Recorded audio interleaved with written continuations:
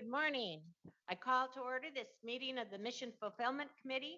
Thank you, everyone, for joining us here in the boardroom or via live stream video. I'd like to welcome our student representatives, Sia Buttar from the Twin Cities campus and Riley Tuff from the Duluth campus. Thank you for being here this morning. So let's turn to our agenda. First on our agenda, as is tradition for our May meeting, we'll consider the recommendations for promotion and tenure and annual continuous appointments. Provost Croson and Vice Provost Ropers will first provide us with an overview of the process before going into the details of this year's class along with their recommendations. Then we'll take our vote, and to conclude, we'll hear from three faculty members about their journey through this process. So without any further ado, Provost Croson and Vice Provost Ropers, welcome, and the floor is yours. Thank you, Chair Davenport and members of the committee. In this presentation, we provide our annual report on evaluations of faculty across the university system for promotion and tenure, and of academic professionals for continuous appointments. I'm grateful to be joined by Dr. Rebecca Ropers, Vice Provost for Faculty and Academic Affairs, who supervises the promotion and tenure process. Next slide, please. The Board of Regents policy on faculty tenure describes tenure as the keystone of academic freedom and essential for safeguarding the right of free expression and for encouraging risk-taking inquiry at the frontiers of knowledge. It also states that tenure and promotion imply selectivity and choice. They are awarded for academic and professional merit, not for seniority. The length and intensity of the review leading to the granting of tenure ensures the retention of well-qualified faculty committed to the university's mission. In this presentation, we will briefly describe that length and intensity of the tenure and promotion review process and provide some additional data on success rates across varying demographics, which is something we track closely. Board policy defines two types of faculty: regular faculty who have tenure or are eligible for tenure, and contract or term faculty who are appointed annually or for several years. Term faculty are not eligible for tenure but hold professorial titles. All individuals with faculty rank must engage in scholarship, teaching, and service or public engagement, although there may be a different mix of these activities based on the faculty appointment. This presentation focuses on both types of faculty, regular and contract faculty, because the review process resulting in promotion or tenure has a similar function in both cases, generating a dedicated and qualified faculty who advance our mission in significant ways. The hiring decision is the first tenure and promotion decision. Faculty come from the best graduate programs in the nation and around the world, where they've undergone rigorous training. The search process is national and extensive to ensure that only faculty with clear promise of achieving tenure are hired. Once hired, junior faculty begin the probationary period. Probationary faculty establish a program of independent scholarship. Depending on their discipline and as defined by their unit, they publish peer-reviewed articles, books, book chapters, obtain a continuous stream of external grant funding, or produce exhibited creative works and artistic performances. They must show that they have become effective teachers and advisors, and that through their efforts, they advance our mission of service and outreach. During the probationary period, junior faculty undergo annual reviews, during which tenured faculty in the department discuss and vote on whether the candidate is making sufficient progress toward achieving tenure. If the department finds that insufficient progress is being made during the probationary period, individuals are provided additional support, counseled about seeking other career routes, or their probationary appointment is terminated. The formal tenure and promotion review process takes place during the mandatory decision year, typically during the 6th year of probationary service. Each candidate must compile a dossier of evidence demonstrating they have met the specific criteria for tenure in their disciplines. Although we're going to discuss tenure and promotion together, they are not the same thing. There are 3 professorial ranks for regular and contract faculty, but tenure is only available to regular faculty.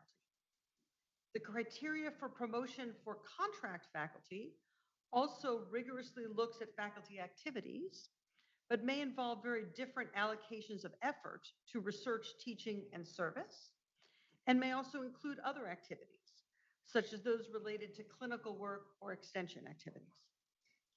I'm now going to turn the presentation over to Vice Provost Ropers to walk you through the promotion process in more detail. Vice Provost, please. Thank you, Chair Davenport and Regents. So the review process begins with a candidate producing a dossier. Evidence contained within that candidate's dossier include things related to research, teaching evaluations, and other relevant data. Several external reviews in the discipline from comparable institutions, both in the United States and around the globe, are sought with an invitation to offer an independent assessment of that person's scholarship. And this becomes a key part of the candidate's file. As part of the review process, faculty submit narrative statements as well, describing their research, teaching, and service in an effort to put those data that we include in that dossier into context, explaining the contributions themselves in the context in which those faculty members decided to develop their work. To communicate the impact of the pandemic on faculty work, some faculty chose to include information in the review process on challenges they faced or new directions that they decided to take during this time. Additionally, as normal, we allowed tenure track faculty members to request an extension to their probationary clocks if circumstances warranted that extension. And while that process is one that we have offered for many years, what's unusual this year and last year is the number of people who experienced circumstances that warranted an exception or an extension. As you may recall, we granted all probationary faculty who were here at the university in the spring of 2020 an automatic extension. We also allowed faculty to apply for an additional extension as needed, or to proceed through the review process without an extension if that's what they chose to do. Our process allows us to both uphold our rigorous standards while also being responsive to unique situations that occur during a faculty member's review period. And to be clear, we did not alter the criteria required to achieve promotion and tenure, but we did allow people extra time to achieve those markers of productivity. So this slide shows the process for review of tenure system faculty from the department through the collegiate or campus review and to the provostial level. After the candidate's dossier is reviewed by external reviewers, the tenured faculty who are above the candidate's rank in their unit review the dossier, including the external letters, and then they vote on whether to recommend promotion and/or tenure. The dossier with the department vote tally is forwarded to a collegiate or campus promotion and tenure committee, and subsequently to the dean or chancellor of the college or campus for an independent review and recommendation. The dean's or chancellor's recommendation and all previously considered materials are then forwarded to the provost's office for a final review of the case before a recommendation is submitted to the board. The process for promotion to professor is subject to equally rigorous standards. And I'll note that this process for the Crookston, Morris, Rochester, and Twin Cities campuses is as I've just described. But candidates from the Duluth campus follow a different process according to their union contract. At Duluth, the recommendation for tenure and promotion is made by the chancellor and then is sent to the provost to include with the other recommendations to you all as the Board of Regents. So this process is also substantially similar to the review process for continuous appointments for academic professionals, the majority of whom are librarians. And there are also a few continuously appointed academic professionals in the law school clinics. So this slide shows the number of recommendations this year for each faculty group for tenure and promotion. 160 individuals were recommended for tenure and promotion. 114 term or contract faculty were recommended for promotion without the award of tenure. And then one associate professor was not recommended for promotion, but instead was recommended to be continued in rank. So as one part of our efforts to understand and support faculty experiences at the university, we closely monitor the rates of tenure success. And the metric of tenure success is determined by considering what happens to an entering cohort of untenured assistant professors 7 years after they have joined the university. This year, the cohorts of probationary faculty that we are considering began in 2012, 13, and 14. We check each and note which of the 4 possible outcomes is true for each individual. Either they received tenure and are still here at the university, they received tenure and left the university, they did not receive tenure but are still here, and that's often the case when people have had a couple of extensions, or they did not receive tenure and they're no longer here at the institution. So there were 335 faculty within that cohort that I just described. And after 7 years, 53% of them had received tenure and were still employed here at the university. 4% had received tenure, but then left the university. And so the 3-year average tenure success rate is at 57%. So as you know, our system-wide strategic plan includes a commitment to community and belonging for our students, our staff, and for our faculty. One way to ensure that we're honoring that commitment among faculty is to look at the promotion processes and to examine any disparities that we find. Systematic disparities in promotion and tenure rates might point to bias or weakness in faculty development and engagement. To reduce such disparities, we actively work with faculty to facilitate their development, and we measure and track their engagement through the engagement survey. This slide shows the breakdown of the tenure success rate by race and ethnicity and by gender. Because the numbers in some of these categories are relatively small, it's more meaningful to look at the rolling 3-year average. And these numbers are in the legend on both of these charts. As you see here, Asian faculty had a higher tenure success rate than both white or unknown faculty and faculty from underrepresented groups. It's also the case that Asian faculty are represented in higher rates in some of our health-oriented colleges, in business and in design. So there is likely to be a disciplinary correlation with these numbers. A second dimension that we track carefully is years in rank. Once promoted to associate professor, faculty are encouraged to seek promotion to full professor when they have met the standards for promotion that have been established in their units. The time it takes to achieve those standards, though, varies greatly from individual to individual and between the disciplines. Whereas most assistant professors have a fixed probationary period of 6 years, some associate professors move fairly quickly from their first promotion to associate professor to their second promotion to full professor within 5 or 6 years, while others take a much longer time. And that's for various reasons, to include because they've taken on administrative roles or because the type of research that they do takes longer to unfold. So this first part of this chart looks at the rolling 3-year average of years in rank for underrepresented, white, and Asian tenured associate professors. Here again, low numbers in each group create significant variability over time, and a handful of individuals with a very few or very many years in rank can significantly affect the data. It's also important to note that there are disciplinary differences here as well in the number of years faculty typically spend in the associate professor rank. For example, in the College of Science and Engineering, the average years of rank before promotion to full professor is about 6 years. And CSE has a high proportion of Asian faculty.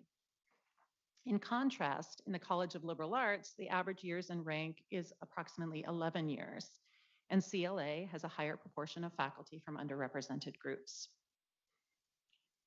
The second part of the slide shows the rolling 3-year average of years in rank as associate professor by gender. We again note that disciplines with longer average times in rank tend to have a larger proportion of female faculty. For example, in the College of Education and Human Development, the average years in rank is nearly 9 years, and 58% of the tenure system faculty in CEHD are female. In contrast, just 20% of the faculty are female in CSE, where I had earlier noted that the average time in rank is about 6 years before promotion. So while there is a disciplinary correlation that's important to consider, we do need to ensure that we're providing strong support for all of our faculty in all of our disciplines and helping them get to that next promotion. As one example, since 2012, the university has mandated that departments provide feedback to associate professors on a regular basis with respect to their readiness for promotion to full professor. This is designed to help faculty make an informed decision about when to consider initiating a promotion review and to ensure that they're getting the kind of substantive feedback and support that they need to make that promotion successfully. So in sum, we continue to monitor and track the experiences of our faculty in our promotion and tenure system. We want to both attract outstanding faculty and ensure that we provide them with the appropriate types of support so that they can succeed and thrive here at the university throughout their careers. We want all of our faculty to move smoothly through the review processes. These processes are stressful, but in the best cases, they result in faculty recognizing and celebrating the good work of their colleagues. In order to ensure that we're building and maintaining world-class faculty that's grounded in inclusive excellence and that meets the needs of our students and our broader communities, we need to pay attention to both these metrics and to the effectiveness of strategies that we use to help our faculty thrive throughout their careers. I now turn the presentation back to Provost Carlson. Provost Carlson. Thank you, Vice Provost Ropers. Chair Davenport, members of the committee will be happy to answer any questions about the process of promotion and tenure or the outcomes that we're tracking via the system-wide strategic plan. At the end of our discussion, I'll ask for a vote on this particular slate of candidates. Thank you. Thank you for that comprehensive presentation. It's a really rigorous process, and yes, I understand, stressful. Regents, before we turn to the vote on recommendations, I'll open the floor for discussion on the process or data that's been shared with us thus far. Any discussion or questions? Regent Rosha. Thank you, Chair Davenport. Thank you for the presentation. It's always interesting to get that granular look at the data, and I guess I use that term pretty loosely because it's still a very broad look. When I was looking at the initial numbers and when we talk about the term faculty or the I guess that are focused on teaching, this kind of the structure with folks that are teaching but they're not on the regular tenure track. It strikes me that it's a discussion I don't recall ever really having as a board over a pretty extended period of time. And then when I look at when you break it down by the different colleges and the different amounts of time it takes to reach a promotion level, and you look at and even broken down by groups demographically, I think a lot about what teaching is like at an institution like ours. There are obviously some institutions that focus on teaching. It's you don't have the research outreach components. We'll focus on the research and teaching, and for this comment question. And it seems like it's the kind of thing that we can sort of just transform the institution where you're going to have sort of a research class of faculty and a teaching class of faculty. And in different schools, you can see that is having an impact on, I would guess, on how long it takes to reach promotion, how long it takes to attain tenure. I think about my own experience, which is now pretty ancient, but at the law school, we had a professor, Marshall, who was every other year was selected teacher of the year by the students, and the only reason he won it every other year is that you're not allowed to win it every year. But yet he was not. My understanding was he was not into the production and writing as other members of the faculty might be, and then you have this sort of natural tension about which is more valuable. And obviously, as a student, we valued the experience we had in the classroom. And so I'm kind of curious as to how we manage that tension between focus on research and that type of production versus really amazing teaching, and because that's why people come to an institution like this. That's why your top students seek an opportunity like this. It's not just to get a degree with that name on it, but it's to actually be in the classroom with these faculty who are the best in the world, the top of their field and on the cutting edge of research.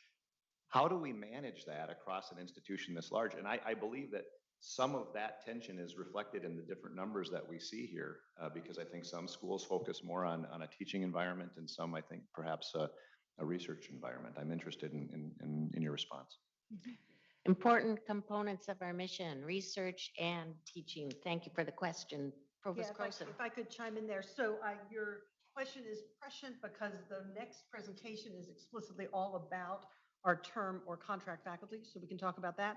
I should clarify that these numbers about time and rank and likelihood of tenure are just for the tenure stream faculty, so they do not include the contract faculty. But we'll hear quite a lot more about the contract faculty in probably 30 minutes, and maybe that's a good time to chat about it. Madam Chair, just to I was taking that into consideration, but even looking within our tenure track faculty, because I'm interested in that dialogue on the next item, but within the tenure track and what pressures, what are the circumstances, the measures that get somebody there faster than others?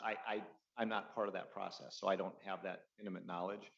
But within the tenure track, again, I'm somewhat theorizing because I'm trying to understand why there are these fairly significant differences in different areas. And so it goes back to the main question that among our tenure track, how do we manage the value of teaching and the number of hours being taught and so on? Because when you go to that next item, the more aggressively we develop that next item, the less pressure there is on the tenure track to be in the classroom because we have people that are able to teach. And so if I'm wrong on that, I would love to understand that a little bit better, because it is a question you get from people in the public as to, how much are your tenure track faculty teaching versus how much are you hiring people to come in and teach classes, and then faculty obviously go off and can do other things. Yeah, Provost Croson. great question. I'll respond and then I'll ask, see if Rebecca wants to chime in. But Regent Rocha, Chair Davenport, the expectation for our tenure stream faculty is that they're contributing to all three areas of our mission: teaching, research, and outreach and engagement. And so while we may very well have a few tenure stream faculty who do not teach, that's pretty rare. Almost everybody is engaged in the teaching mission of the university. And we expect them to do it excellently in order to promote them. Vice Provost. Yeah, Chair Davenport and Regent Rocha, I think that question is incredibly important. I think we do need to be paying attention very carefully about how we evaluate teaching at the institution, and we've done a number of things to move in that direction more recently. I did just want to offer a couple of points of context. Some of our best researchers, our top researchers, are also some of our best teachers. Those are the people who are able to bring things that they're doing in the field or in the lab or in their creative work and translate them into students, into their interactions with students in a way that's truly transformational. And I think you were kind of pointing to that in your comments, that that's something that we as the University of Minnesota as a top research institution can do that some other institutions can't do. At the same time, I think your point about sometimes there's a conflict because people have 24 hours in a day, and when they allocate time to particular things, they're not allocating time to other things. Every single one of our 712 documents, which outlines the criteria that are required in order for somebody to be promoted in tenure, outline and specify the criteria that a unit expects and that the faculty and frankly the university expect somebody to do in the area of teaching. So if somebody is really struggling in their teaching, they are unlikely to be very successful in moving forward in the process. That will be flagged in the annual reviews that we do for all of our faculty, as well as it will be flagged and noted at the final review process in promotion and tenure. The other thing that we're doing is a policy measure to pay more attention to teaching is that we're now requiring peer reviews of teaching in addition to student ratings of teaching in going forward, because there has been introduced in the last several years some consideration of potential bias within student reviews of teaching.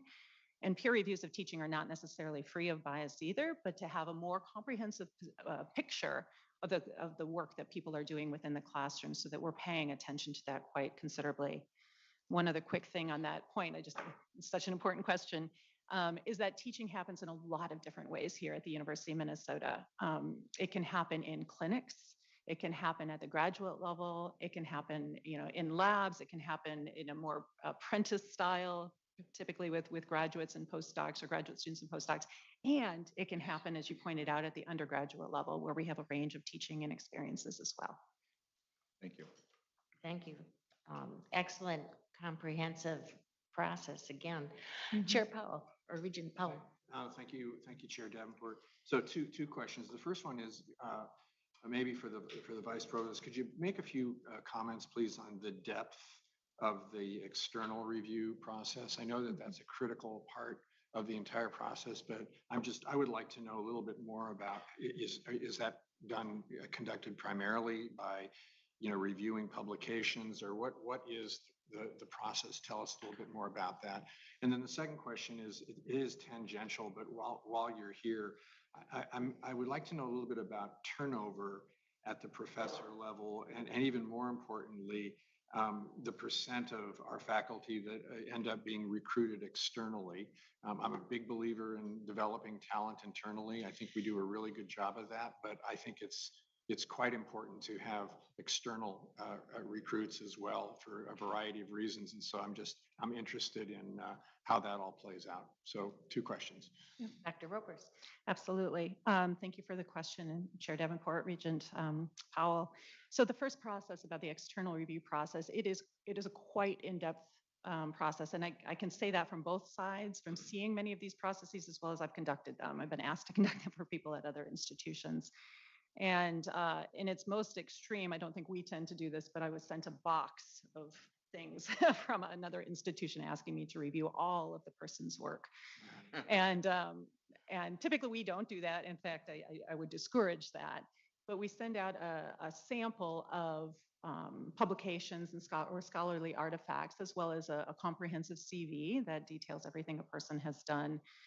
We tend not to send much information about teaching or service, in large part because we think that the people who are closer to that within the institution can do a better job of reviewing it. Mm-hmm. What we're really asking is for disciplinary experts to talk about the quality of the person's work, sometimes the quantity of the person's work as well. We often are asking them to really let us know about the impact of the person's work. Has it transformed the discipline? Has it helped the discipline see new opportunities, new ways of moving forward? So those review letters, frankly, vary a little bit depending on discipline. Some of them are relatively short, 2 pages. Some of our disciplines, the norm is more like 5, 6, 7 single-spaced pages, really analyzing the person's work and impact on the field. And did that get to your question, or? It does. Yeah. Okay, Thank you. super. It sounds like it's a very deep process. Yeah. Thank you. Yeah. The question that you asked about recruiting external folks and retaining, if I could get a little bit more clarification on. Well, I'm just interested and we don't have to go into any depth in it now, but I'm interested in turnover at the professor level, and sort of what percentage of our professors were recruited externally.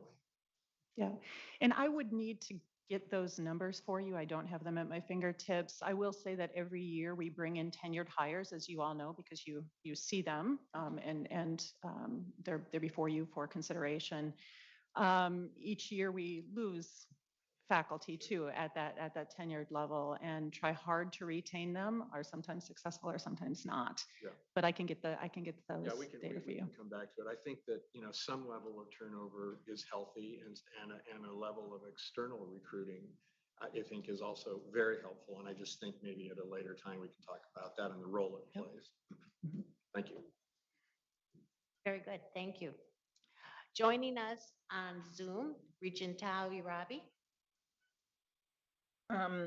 Thank you, Chair Davenport and Vice President Provost, for the presentation. I just had a question of interest rather than about process. That was really helpful.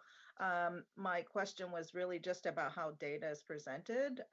So one, it's really helpful in the detail report to see some of the breakdowns, both of race and gender, just to understand what that has looked like for the university, and what are points of celebration, which is really good.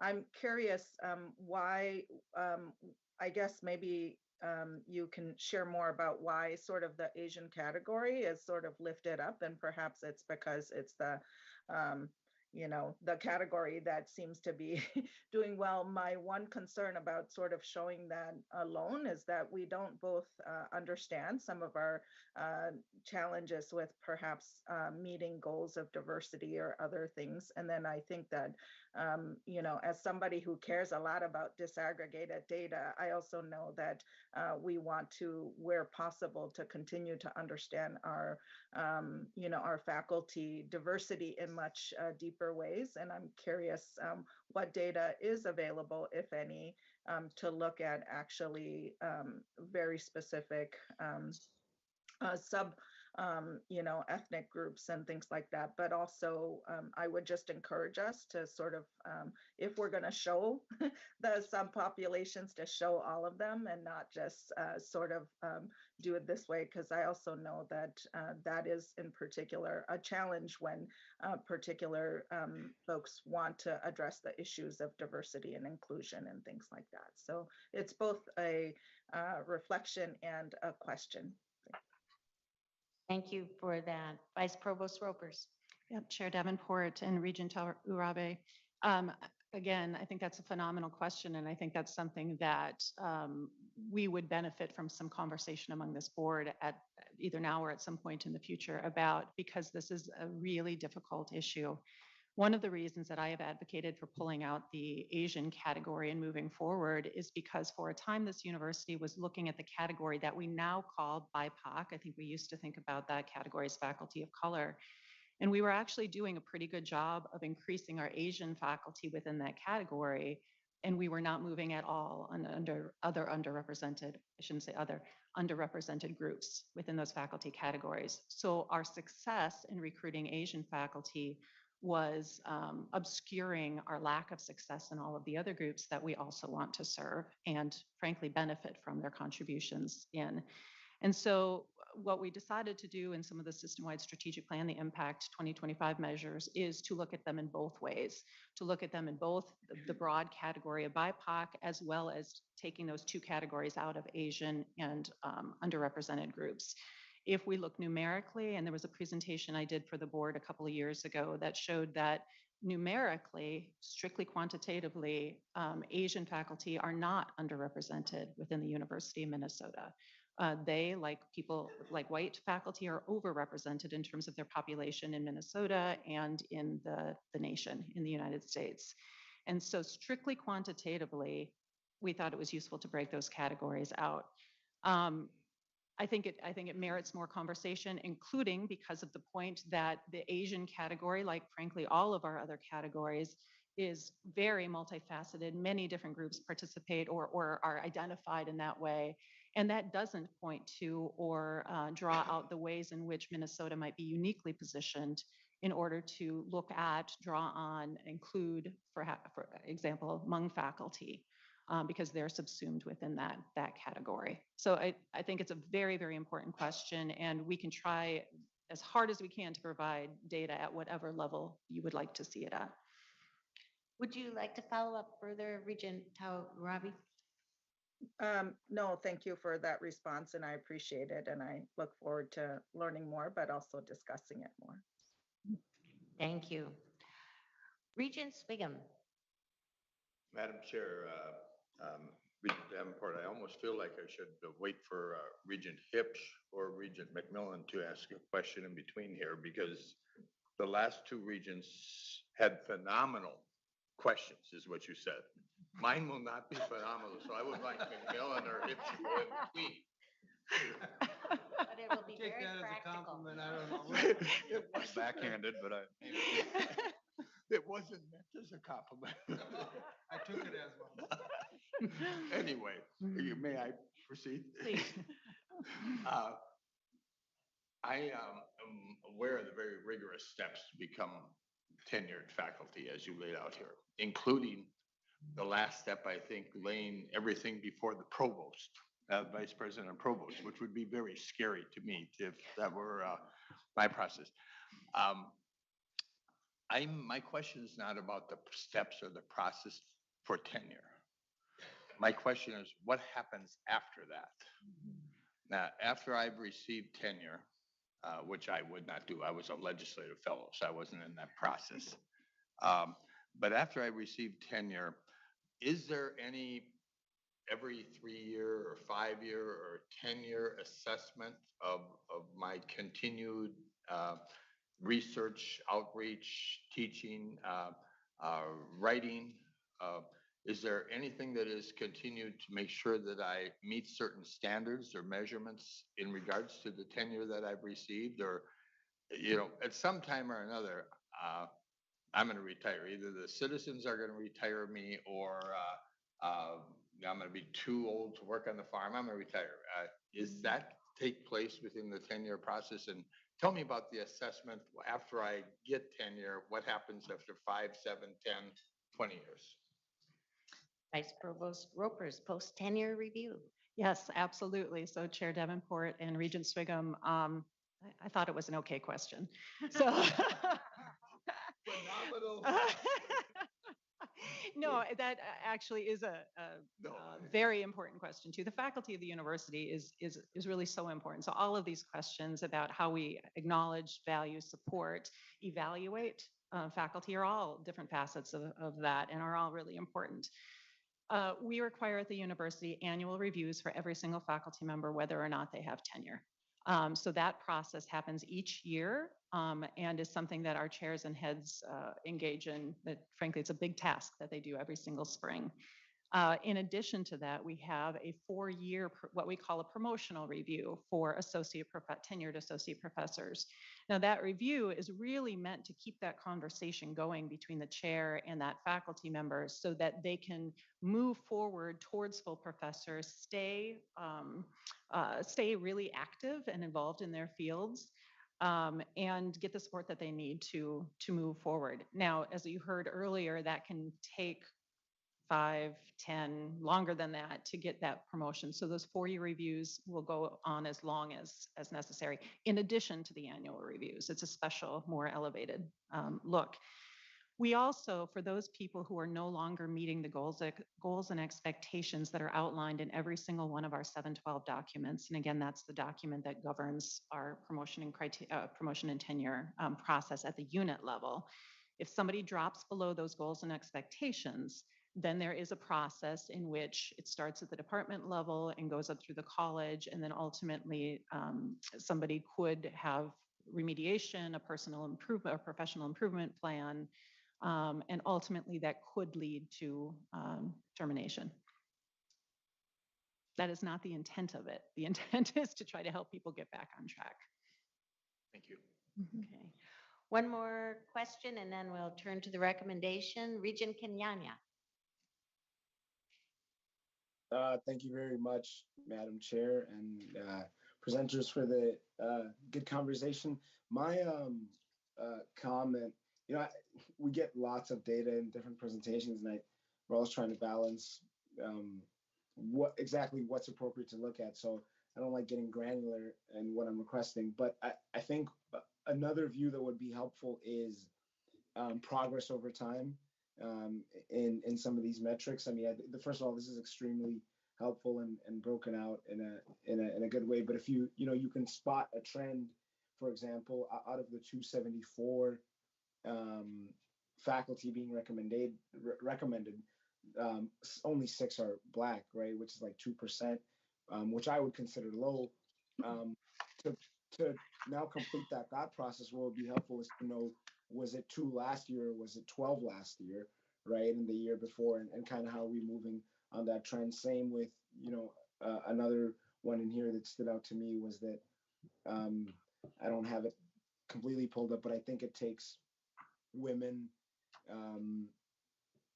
about another year longer than men, across the board, to reach professor and whatnot. So I think, in addition to okay, this is where we're at right now, and this is what the slate we have for this year, a trend line or some trend data would be helpful. Thank you, Madam Chair. Thank you. Provost Croson, Vice Provost. Yes, Chair Davenport, Regent Kenyanya, thank you for that suggestion. We can certainly provide that data. We we have it, and I think we even had it in an earlier version, which we cut for time for this particular presentation, but we're happy to provide information on that. Very good. Now let's turn to the recommendations. Provost Croson. I think we have a slide. So I'll let them get the There's a slides back slide up. But Chair Davenport, members of the committee, I now present for your approval the following recommendations. That the regular faculty candidates listed be approved for tenure and or promotion as indicated. That the contract faculty candidates listed be approved for promotion to the rank indicated. And that the academic professional candidates listed receive continuous appointments and promotion as indicated. Is there a motion to approve the promotion and or tenure of regular faculty, the promotion in rank of contract faculty, and the continuous appointment and promotion of the academic professional candidates as presented? So moved. Second? It's been moved and seconded. Is there any further discussion? Hearing none. All those in favor signify by saying aye. Aye. Those opposed say no. The motion passes. Congratulations to all of the faculty members and academic professionals who are one step closer to receiving tenure, promotion, or continuous appointment. This committee will take this recommendation to the full board meeting tomorrow, where we will vote to confirm these recommendations. At this point, I'll turn it back to Provost Croson, who will introduce 3 individuals who will share more about their journey in this process. Provost Croson. Thank you, Chair Davenport, members of the committee. At this point, I'm delighted to return to our pre-pandemic practice of presenting a faculty panel of individuals who were recently promoted or tenured to offer a small window into their work. I'm happy to introduce them briefly, although their complete bios can be found in your dockets. So joining us today virtually is Dr. Fabian Fernandez from the Department of Soil, Water, and Climate in the College of Food, Agriculture, and Natural Resources Sciences on the Twin Cities campus. Dr. Valerie Belair Gano from the Hubbard School of Journalism and Mass Communication in the College of Liberal Arts on the Twin Cities campus. And Dr. Amy Yang from the Medical School on the Duluth campus. Dr. Fernandez will be speaking first, so I'm delighted to turn the floor to you. Thank you. Please go ahead. Thank you, Chairman of the Committee. I am glad for this opportunity I have to be with you and share my work. I wish I could be in person. You know, I have seen hunger and environmental degradation throughout my career, and this fuels my desire for sustainable agriculture intensification so that we can produce the products that we all depend on, and at the same time balance that need with the need to protect our natural resources. My appointment at the university is in research and extension, and I contribute to the teaching mission of the university by mentoring graduate students. And in this regard, I have had the privilege to work with 18 graduate students throughout my career at this point, and this has been, well, a huge impact, I think, of my program, as well as great satisfaction, personal satisfaction. My research focuses on nitrogen management for corn cropping systems, and my extension work is targeted to delivering timely, highly quality, and unbiased education regarding nitrogen-based management practices, or BMPs, that can be understood and used by agricultural professionals, farmers, and regulatory agencies. I view my research and my extension programs as synergistic. I am a better researcher because I design studies to address real-world questions, and my extension education efforts have greater impact as those that participate in the co-creation of knowledge are more likely to use the tools we develop when we present them to them in conferences, field days, blogs, podcasts, and YouTube videos. Now, corn and soybean are very important crops for Minnesota's economy, as well as the world supply chain. We are number 4 in corn production and number 3 in soybean production in the US. And this production, while it's very important to us, it also comes with an environmental footprint or impact on the environment. This is because these crops need quite a bit of nitrogen, and nitrogen, when ends up in the environment, can create some issues with groundwater and surface water quality, as well as greenhouse gas emissions that increase global warming and climate change. The nitrogen cycle is at the center of my work, and mineralization is the process by which organic nitrogen that is in the soil, organic matter, gets transformed to inorganic nitrogen so that the plants can use it. Now, this process is inconsistent, it's very difficult to predict, and often is insufficient to meet crop demands.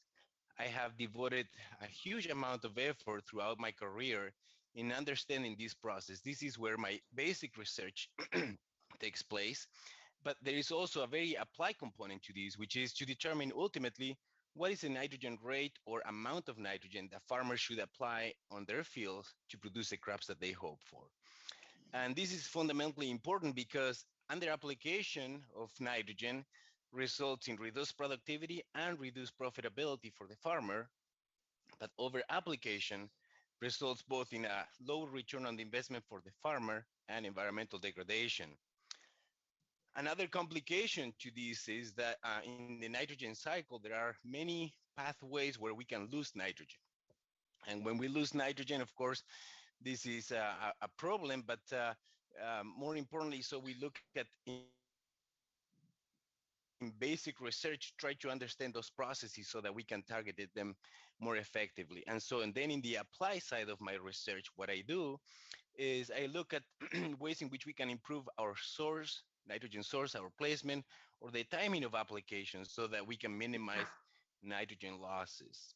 My work has been centered on developing nitrogen-based management practices, or BMPs, and the adoption of these BMPs has a direct real-world implication. Just as an example, in Minnesota, because of weather changes, warmer weather, wetter weather conditions because of climate change, we have noticed that there is a need to adjust what we do with nitrogen in terms of the timing of application. And we found through our research very clear advantages to just changing that practice. We reduce basically about 27 pounds of nitrogen per acre on nitrogen and increase yield by 13 bushels per acre, which is a win-win situation for farmers and for the environment. And based on the rate of adoption and the acres impacted by my extension program, that practice alone annually has resulted in approximately more than 20,000 tons of nitrogen savings and an increase in yield of about 20 million bushels. We have also observed many other benefits, which we don't have time to discuss, but I am just grateful for the opportunity that I have at the university to produce cutting-edge research, to have the academic freedom that allows me to be an unbiased source of information to my extension audience. And I cherish the opportunity to work with graduate students, and I become inspired as I see this research being used by Minnesotans and improving their lives. With that, I conclude my remarks. Thank you. Thank you, Dr. Fernandez. I think we have a corn and soybean grower here taking notes. We will move on next to Dr. Belargueño. Chair Davenport, members of the committee, thank you so much for having me today. It's an honor to be here. I research and teach journalism, digital innovation, and engagement, and the business of news. I have been particularly interested in big questions. How can journalism adapt to online and social media? How social media changes journalism, practices, norms, distribution, the way that it connects to the public, to larger publics. What does innovation mean for having a diverse and fair representation of society through journalism? And how can innovation be deployed responsibly for the mental health and well-being of journalists, professionals, amidst the problem associated with online and social media, ranging from harassment, trolling, anxiety, PTSD? So one of the projects that I have been working on for the past several years has been to focus on the role of digital technologies like web analytics and metrics, another thing that you use to see how many people are clicking on your website to measure engagement. and connect to the community. And I've also looked at social media like Facebook and Twitter and how that has been changing journalistic norms and practices. Over the last several decades, online and social media have been central to journalism and to connecting to diverse audience. One could argue that this is an improvement on previous practices of engagement or lack of engagement. And because ideally, we would like reporter to reach out to a diverse sets of audiences and report accurate and representative information about communities and doing so transparently. But also, digital technology and social media allow journalists to cover information that is meaningful for people to make informed decisions in their daily lives. Without the news organization, there's a critical void between government officials and citizens, for example. But it is not an easy task because the online media landscape has become so much more complex. Information can be polarized, and with this information, people are trying to make sense of what is true or what is not true. So one of the big challenges, change of practice in the past decade has been journalists becoming more visible online. It has led news organizations to push them to brand themselves and be on different social media, especially like Twitter. But it has also created a lot of problems for journalists and news organizations and for many other people. Journalists report increasing harassment, trolling, as well as burnout and problems of well-being and mental health. So in the forthcoming book titled The Paradox of Connection, which builds on interviews and observations with journalists, I show how digital minimalism or digital detox practices have become popular for journalists. Disconnection tactics include creating private spaces online or using technical boundary. We use personal boundary in our daily life. So technical boundary would be blocking or muting people online. And in this book, we argue that forms of disconnection of online labor should be routinized and normalized in media organization and journalists' own practices and approach to journalism. In a way, the work that I have been doing has contributed to think more about how journalists can innovate and think ahead of the curve.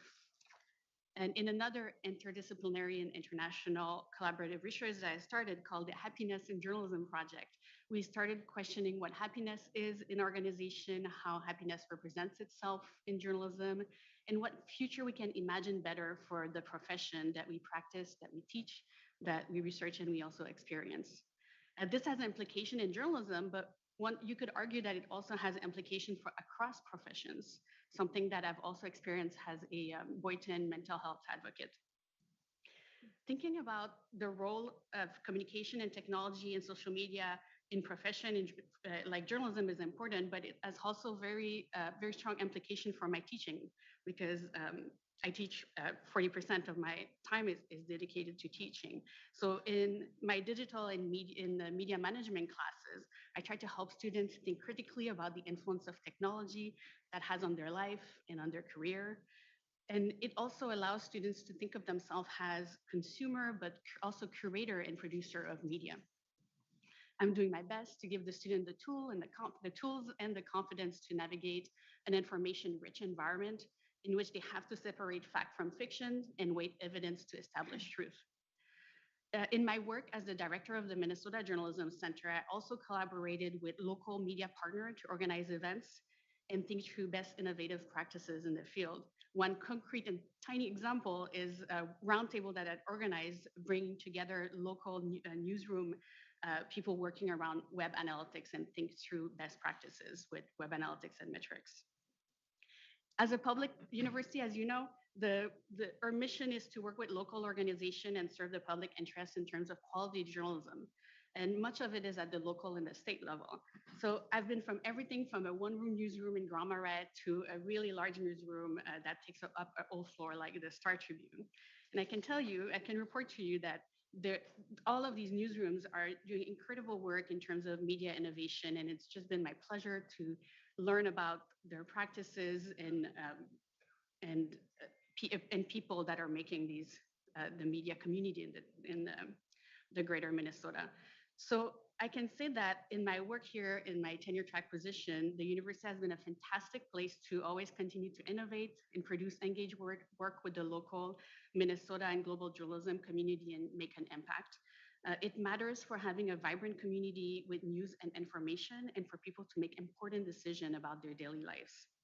So to conclude, I'm very grateful that the kind of research that I do is made possible through the university, the Hubbard School of Journalism, the College of Liberal Arts, and allowed me to connect to broader university goals, the goal of good health and well-being, equity, diversity, and the strong institution. So thank you again for having me. Thank you. That's wonderful insight into your research and work with really a dramatically ever-changing environment that you're looking into. Thank you for that. And then Dr. Yang. Thank you, Chair Davenport, and thank you, the member of committee here, for having me at this panel discussion. My promotion tenure would not have been possible without strong support from our medical school and our department. I'm also in debt to my mentors and my trainees for their invaluable help. As you may know, my training background is biophysics. So during my postdoctoral training, I studied ion channels and their roles in neural communication and brain development. So when I started my independent research in Duluth about 5 years ago, I decided to take a new direction to apply my knowledge in basic neurobiology to investigate neurodevelopmental disorders. In US, 1 in 6 children are diagnosed with neurodevelopmental disorders, including autism, ADHD, and intellectual disability, which present an ever-growing challenge to the families as well as to the healthcare and education systems. So a foremost characteristic of these disorders is the vast heterogeneity in their causes and symptoms. Not a single gene is responsible for this multiple deficit in cognition, communication, and also motor skills. So how do we tackle such complex clinical issues? Our approach is to focus on the brain regions that are mostly affected in these disorders. That makes sense, right? But what might surprise you is that we pick the brain region, the cerebellum. So the cerebellum is traditionally viewed as a brain region important for motor control or motor coordination. But emergent evidence suggests that the cerebellum is a key node in an integrated network that link diverse functions of sense, motor, cognition, emotion. So using animal models, we ask 3 questions. One is how genetic mutation alters the cerebellar function. And second, how environmental stress, for example, early life social isolation, reshape the cerebellar function. And lastly, how the cerebellum transforms the local abnormal local activity to the global genesis of behavior changes. So by answering all these fundamental questions, we have established novel targets in the cerebellum to develop rescue therapies for neuropsychiatric disorders. Along my research, I'm also passionate about teaching, which include medical education in the classroom, as well as mentoring students in the laboratory. So in line with our school's mission, I teach future physicians who deliver healthcare to rural and Native American communities. As a female scholar who advanced her career in 3 different countries, I have a heartfelt commitment to students from diverse backgrounds. 2 of my students are McNair scholars who are underrepresented in higher education. Another one is in the pathway program that supported underserved populations. I'm very proud of the progress all my trainees have made. 2 of my postdoctoral fellows have won a prestigious award from Brain Research Foundation and our UMN Drive partnership with the state.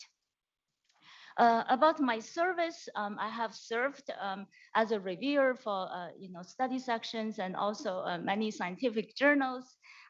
We beyond publications, we disseminate our findings by presentations at professional meetings, also to the public. Through several outreach programs, I have taught K-12 students from Native American communities. I think it's really rewarding to have the opportunity to, facilitate their pursuit of a STEM career. Moving forward, I set my long-term goal of a leading scholar to advance our understanding of neurodevelopmental disorders and of being an effective educator to inspire next generations of young mind. Thank you very much. I'm happy to take any questions you may have. Very good. Thank you, Dr. Yang. I can feel your compassion and energy and commitment to your work, research, and our university. Thank you for that. We have time just for a couple questions if we have. Regent Hips. Thank you, Chair Davenport and presenters. I don't care what the discipline is, whenever you guys speak about what you're working on, I'm very impressed. So thank you. I just can't believe the vast knowledge out there. One of the things that I got to do as a regent is confer graduation at Crookston last week, and the Secretary of Agriculture was there.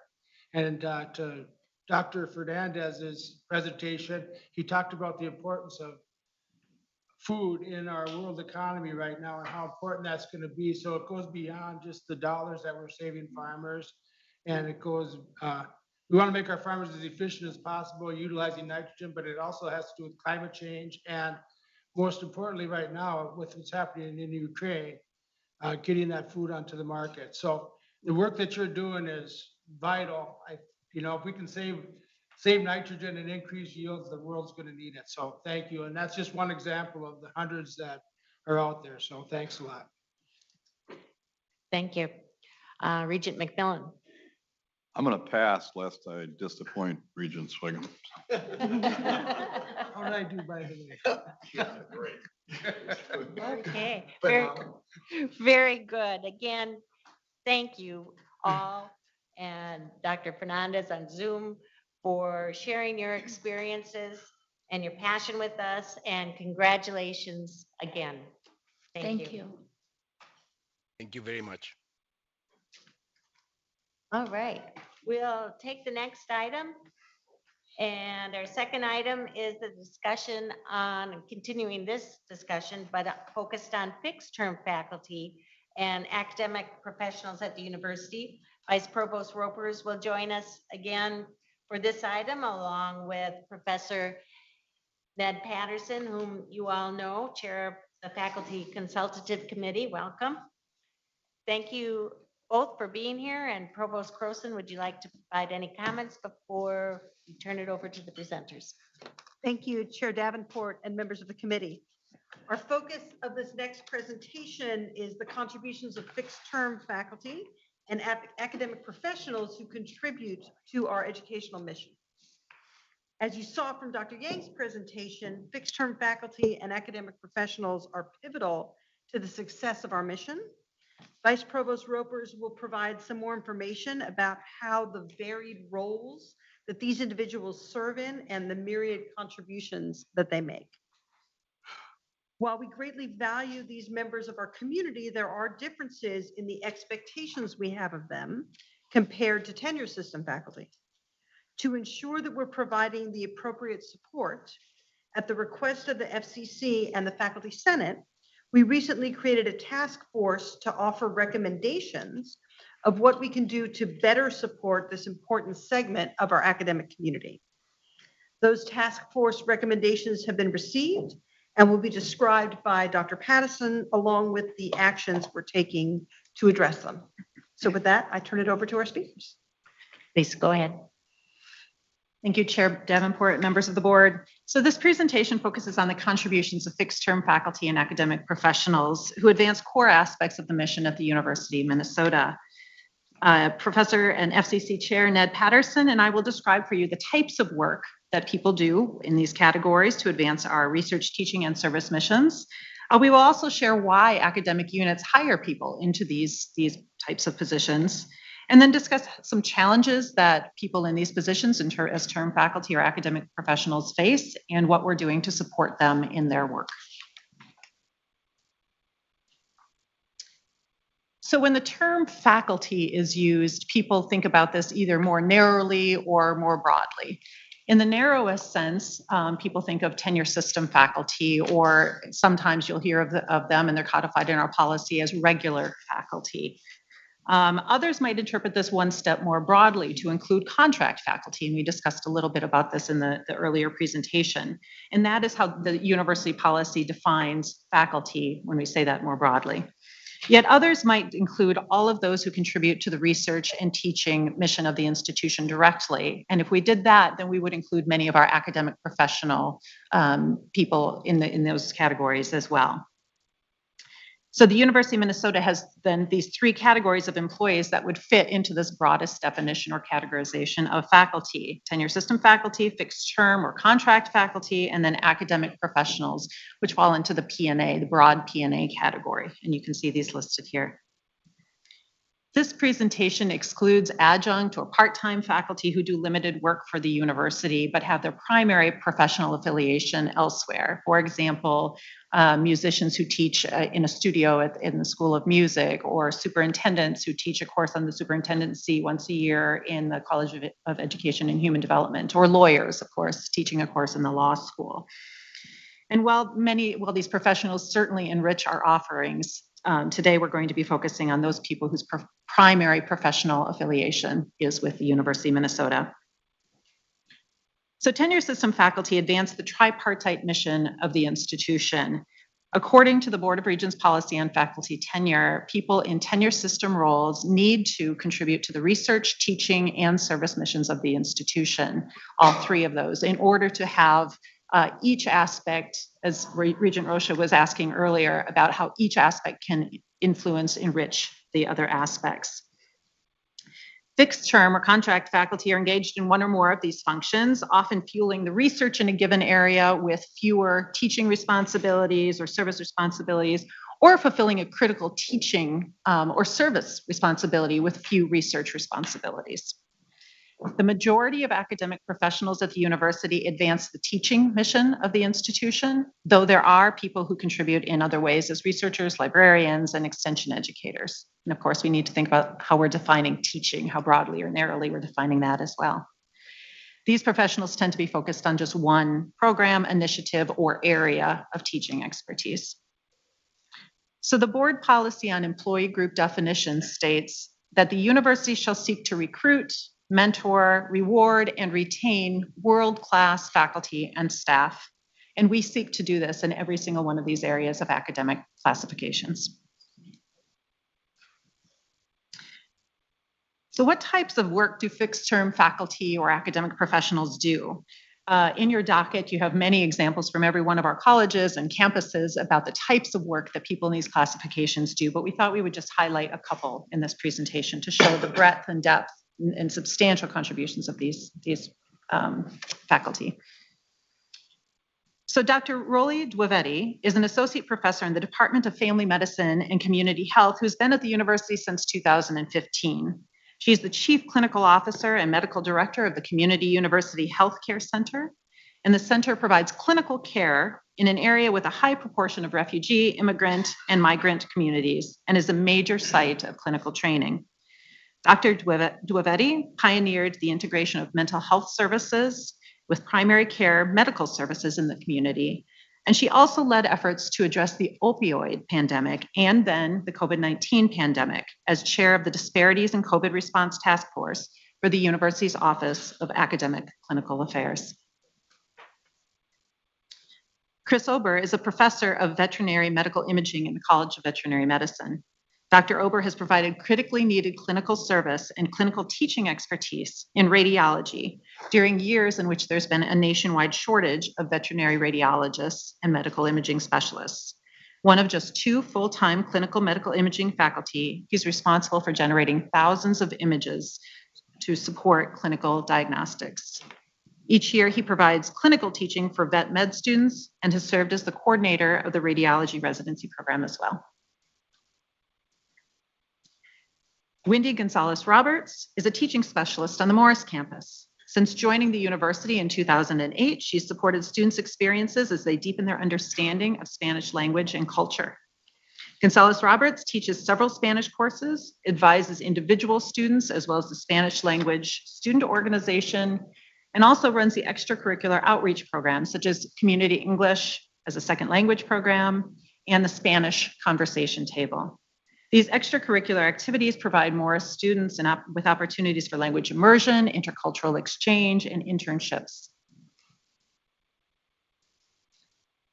And our final example is from the Humphrey School of Public Affairs, Mary Curtin, who's a diplomat in residence and member of the graduate faculty there. After 25 years in the U.S. State Department, Dr. Curtin joined the school in 2013 and currently serves as the area chair for the global policy area in the Master of Public Policy program. In that role, she connects students to NGOs and other public servants to enrich students' knowledge of public policy and facilitate their involvement in internships, in capstone projects, and other professional experiences. So as is clear from these few examples and the many, many more that are included in your docket, units hire term faculty and academic professionals to fulfill critical needs that deeply enrich students' experiences, outreach, research, and other kinds of service, to include clinical service. Units often opt to hire people into these classifications when they want to focus in a very specific area or aspect of faculty work. For example, related to clinical duties, as you heard, preparing teachers or providing outreach in particular ways throughout the state of Minnesota. Fixed-term faculty and academic professionals bring professional experience and expertise that complements that of our tenure system faculty. So using this broadest definition of faculty, this chart shows the composition of people in these classifications. As you can see, currently 43% are in the categories that are not in the tenure system. To provide a sense of change over time, that proportion was 34% in 2012. You can see that we present these data both with and without the med school included, since the proportionality of their faculty, they've got a very large faculty, and the proportionality of contract people within or fixed term people within their faculty is quite different than the rest of the university. For comparison, and to illustrate the growth of clinical term faculty in the medical school, the proportion of term faculty in the medical school in 2012 was 53%. Today, it's 68%. Without the medical school, the proportion of term faculty and academic professionals in the rest of the University of Minnesota was 29% in 2012 and 34% today. The University of Minnesota is not unique in its increasing reliance on faculty who are not in the tenure system to strengthen and support our teaching, research, and outreach missions. To ensure an appropriate balance and thoughtful decisions around composition of people in these various classifications, we do have a policy on academic professionals with teaching appointments that requires units to create an academic personnel plan to guide their hiring efforts. So I will now turn the presentation over to Professor Ned Patterson, who has considered this topic thoroughly during his leadership of the FCC. Thank you, Vice Provost Ropers, Chair Davenport, and committee members. The promotional pathways and professional development opportunities for fixed-term faculty and teaching and research academic professionals are more variable across departments and units and campuses than those for tenure system faculty. For tenure system faculty, they have strong, me included, have strong job security from the Board of Regents policy and tenure. For fixed-term faculty and academic professionals, from national governance meetings I have attended, working towards multi-year rolling contracts within clear promotional milestones and professional development opportunities is a best practice towards job security and job satisfaction for the fixed-term faculty and academic professionals we want to support. I was chair of a faculty senate task force that Provost Croson referred to on fixed-term faculty and academic professionals. that met from 2019 to 2021 and produced a report on many of these issues. As a result of this task force, faculty governance has explored the creation of a subcommittee of the Senate Committee on Faculty Affairs to address issues for fixed-term faculty and teaching and research academic professionals.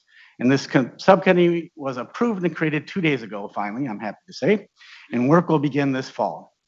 While the charge of the subcommittee will have extensive overlap with Faculty Affairs Parent Committee, it will also have important overlap with the Professional and Academic P&A Consultative Committee for the P&A academic professionals groups who are not technically faculty.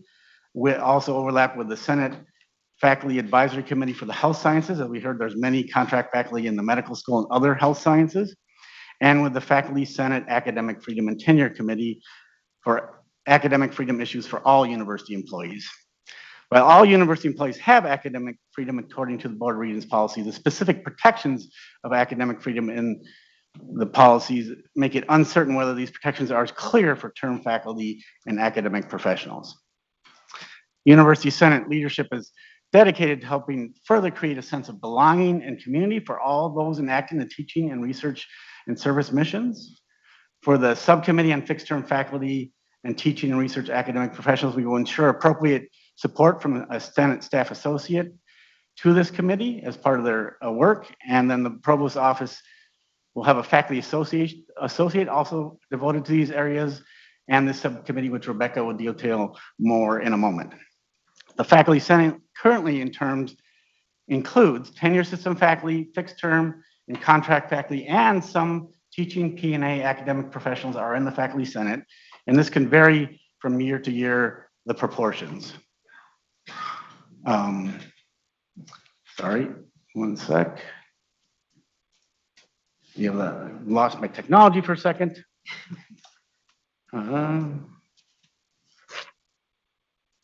Yeah, the faculty senate currently includes those groups, and a recent census included about 10% fixed-term faculty and P&A professionals. There's also a P&A senate as one of our individual 4 senates in our robust system governance.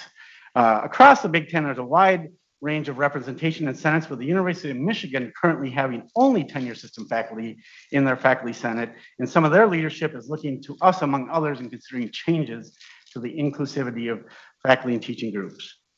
Fixed-term contract faculty participate regularly in unit-level governance, with the exception that they do not participate in decisions related to promotion and tenure, or tenure for tenure system faculty and promotion for tenure system faculty.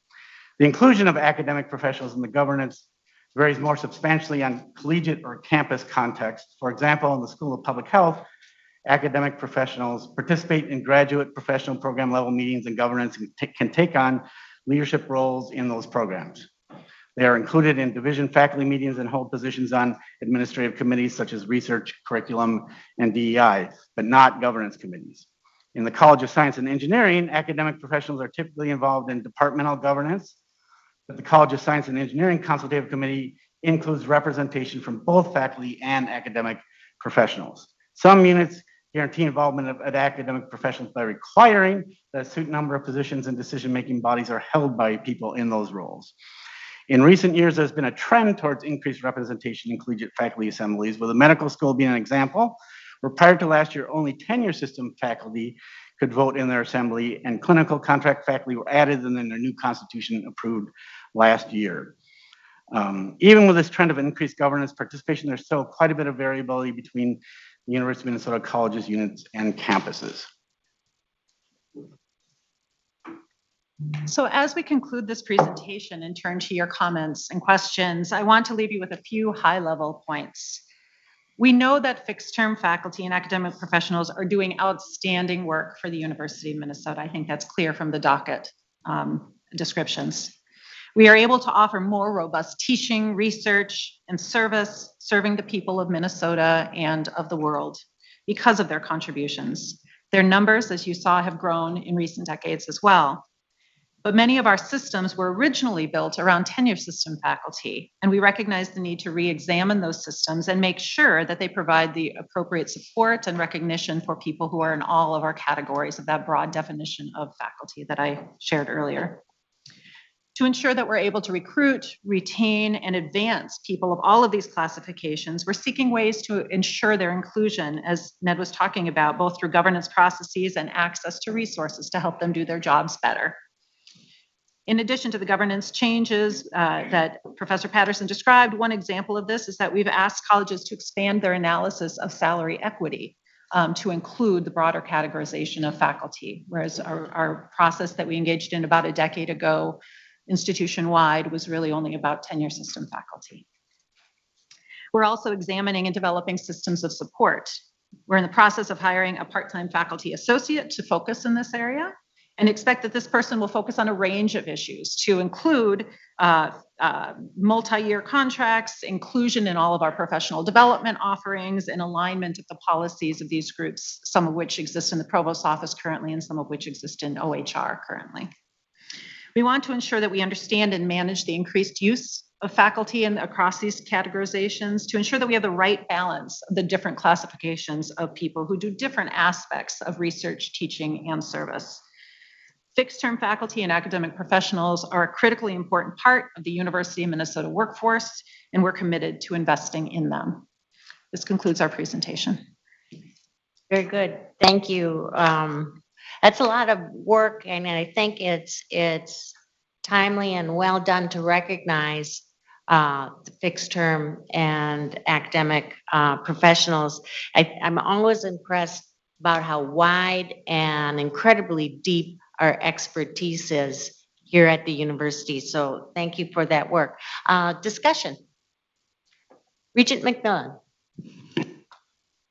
Thank you, Chair Davenport, and thanks for this conversation. And I think over the last decade plus, you all know how strongly I feel and support the work of the FCC, Ned, and your predecessors. Really amazing representation and a degree of robust evaluation along with the University Senate that occurs whenever an issue is taken up by you, and not just you personally, but you, your predecessors, and the folks that follow you. My concern is, so I have no questions about where you've gone with academic professionals and term faculty and where you're headed. I think the Vice Provost summary at the end made clear that we don't know the answers to how we're gonna, address an evolving world. So as it applies to Morris and the Twin Cities and Rochester, I feel good that we're gonna ultimately get it right because of the shared governance process that you lead and engage in so masterfully.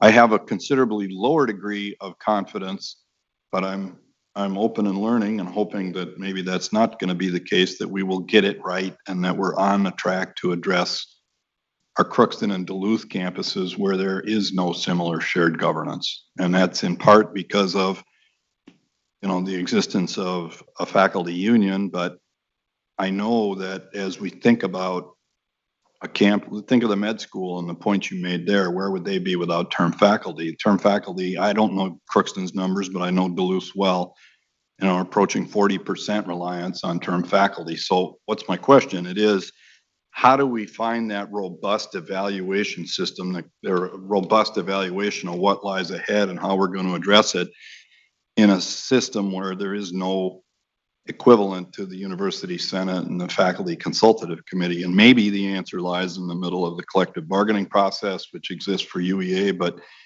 collective bargaining is different than a strategic evaluation of what shared governance needs to bring to a future that's really dominated by term faculty. So I don't know that either of you are in a position to answer that. I don't know that the provost is. Maybe that's more in Vice President Horstman's wheelhouse or the president's, but I just have that concern that we don't get the same level of quality dialogue as it applies to those two campuses that I know we're going to get at these three. So if you've got thoughts, great. If somebody else does, great. But that really concerns me. And but thanks for the work you're doing on the lion's share of the work, the campuses we have, at least three of them. Thank you. I gave a brief, not answer, but some thoughts, I think. Chair Davenport, Regent McMillan. We've thought about this a lot, and we can't in faculty governance directly represent those faculty. We do represent P&A at some of those that are in those teaching positions. But we are going to really try to have a HR representative on this committee that at least can know what this committee is advocating for, maybe take it back to HR and Vice President Horstman. And I can say, might there be some other opportunities like a task force or something else? Like we have a task force on faculty misconduct now. I'm on that. We have a UEA from Duluth and Crookston representative, and it's been really helpful. And that's not officially in faculty governance, but we can find ways to maybe work on these things together. Thank you. Thank you. Welcome again, Student Representative Buttar. You have a question or comment, please go ahead. Chair Davenport, Provost Croson, and presenters, thank you. Given the significant amount of face time fixed-term faculty and academic professionals have with the student body and the importance of representational diversity in faculty, on a similar vein, I guess, as our earlier discussions, when more granularly break up by demographics, are there notable inequities in race and gender within these teaching positions, and how are they being addressed? Vice Provost. Yes, Chair Davenport, Student Representative Buttar, thank you for the question. Yes, and we do have data that we can look at to break them down. I actually brought the chart if we want to look at it together afterwards. We break it down in every one of our colleges and campuses to look at how diversity is manifest in both the tenure system faculty as well as the academic professionals or fixed term faculty as well. So we do pay attention to that, and it is true that there are wide variations across our colleges and campuses in terms of those demographics and that diversity. I think one of our key strategies in trying to improve it, well, let me first say, I would guess, in fact, I would be very confident in saying that every single one of our academic leaders is thinking about this right now at the collegiate level, at the campus level, because we know that diversity improves student experience, improves the kind of research that we can do, improves our service, improves who we are as an institution. So there are multiple approaches that we're thinking about it. I can just share a couple. We have an institutional membership to the National Center for Faculty Development and Diversity, which provides resources with an equity lens to all of our faculty. And when I use faculty now, I'm using the very broad conceptualization, as well as our graduate students, postdocs, and other people who are perhaps going to be faculty at some point. And if you all want more information about that, I'm happy to provide that. Associate Vice Provost Keisha Varma and I are leading an iChange effort. And while this is focused on the Twin Cities campus and initially focused on the STEM disciplines, we decided to expand it throughout the entire University of Minnesota system so that we could better understand what units were doing to support all types of faculty and what the high impact practices that we know from nationwide research and literature, how they are being used in our various departments and across the university. So I think one big piece too is that we're trying to be completely inclusive with our professional development opportunities so that people, regardless of their faculty classification, can participate in their own professional growth and development, which ultimately strengthens their ability to contribute to the university. I hope that answers your question. Yes, I just had a quick follow-up. So I appreciate that response, and I think it goes a really long way with retention of faculty. Are there efforts being made within recruitment to address some of maybe the gaps between gender and race in all faculty more broadly? Yes, I can follow up briefly on that. I do think that might be a question. Again, all academic leaders are thinking about that and employing a variety of different strategies. In addition, within our Office of Human Resources, they have recently hired and expanded their work in talent acquisition so that we can have a more concrete focus around that. And there are some strategies that are being piloted in that area. Thank you. Very good. Regent Powell. Thank you, Chair Davenport, and thank you, presenters. So I was struck by the percentage of the medical school faculty that is term, and I mean my colleagues did remember that. I didn't remember that it's almost 70% now. Mm-hmm. And so the question is, I'm sure there are good reasons for that, but could you give us some context for why such a high percentage of the faculty is fixed? Is that common for big academic medical centers? And also maybe talk about, I guess my assumption is that these are many of these faculty members are physicians and surgeons in practice who take term appointments as, adjunct or whatever. But is their role primarily teaching? Are they involved in research? I mean, what roles do they play in terms of the overall mission of the institution? Vice Provost.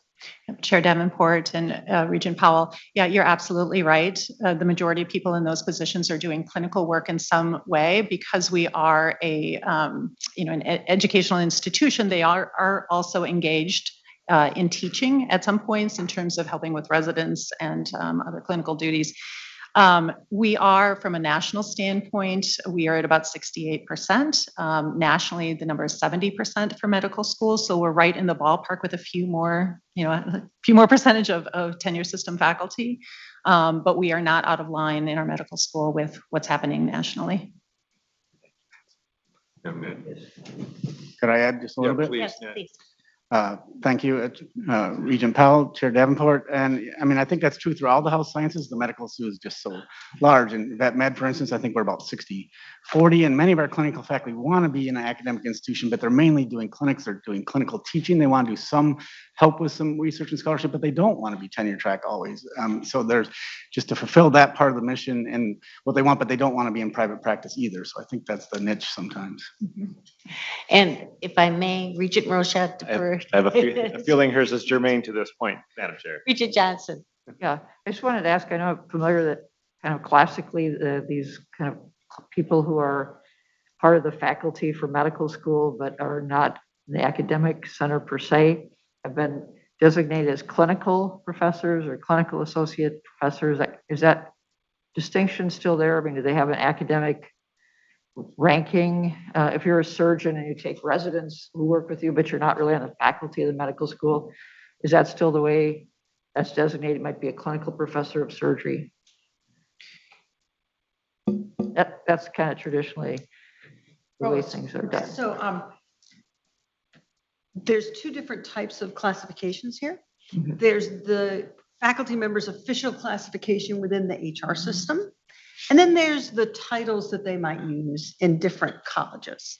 So I can't speak specifically to the medical school, but I know in some colleges, contract faculty are sort of labeled clinical faculty. Sometimes they're faculty in residence, something or professionals in residence. Sometimes they are different titles out there. But for the purposes of our classification, they are term faculty, either at the assistant, associate, or full level.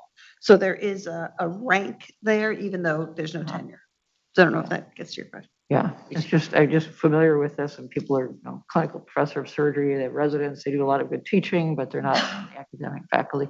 We've had these debates at Mayo quite a bit too, whether we should have the clinical faculty who really does a huge amount, general interns, we still do a lot of patient care. We have three things we call patient care, education, and research. Those are kind of our three, but whether to have clinical, and we decided against it, and we're trying to look at a more, like say, holistic approach to if people are tenured, but to kind of academic positions based on all three of those activities.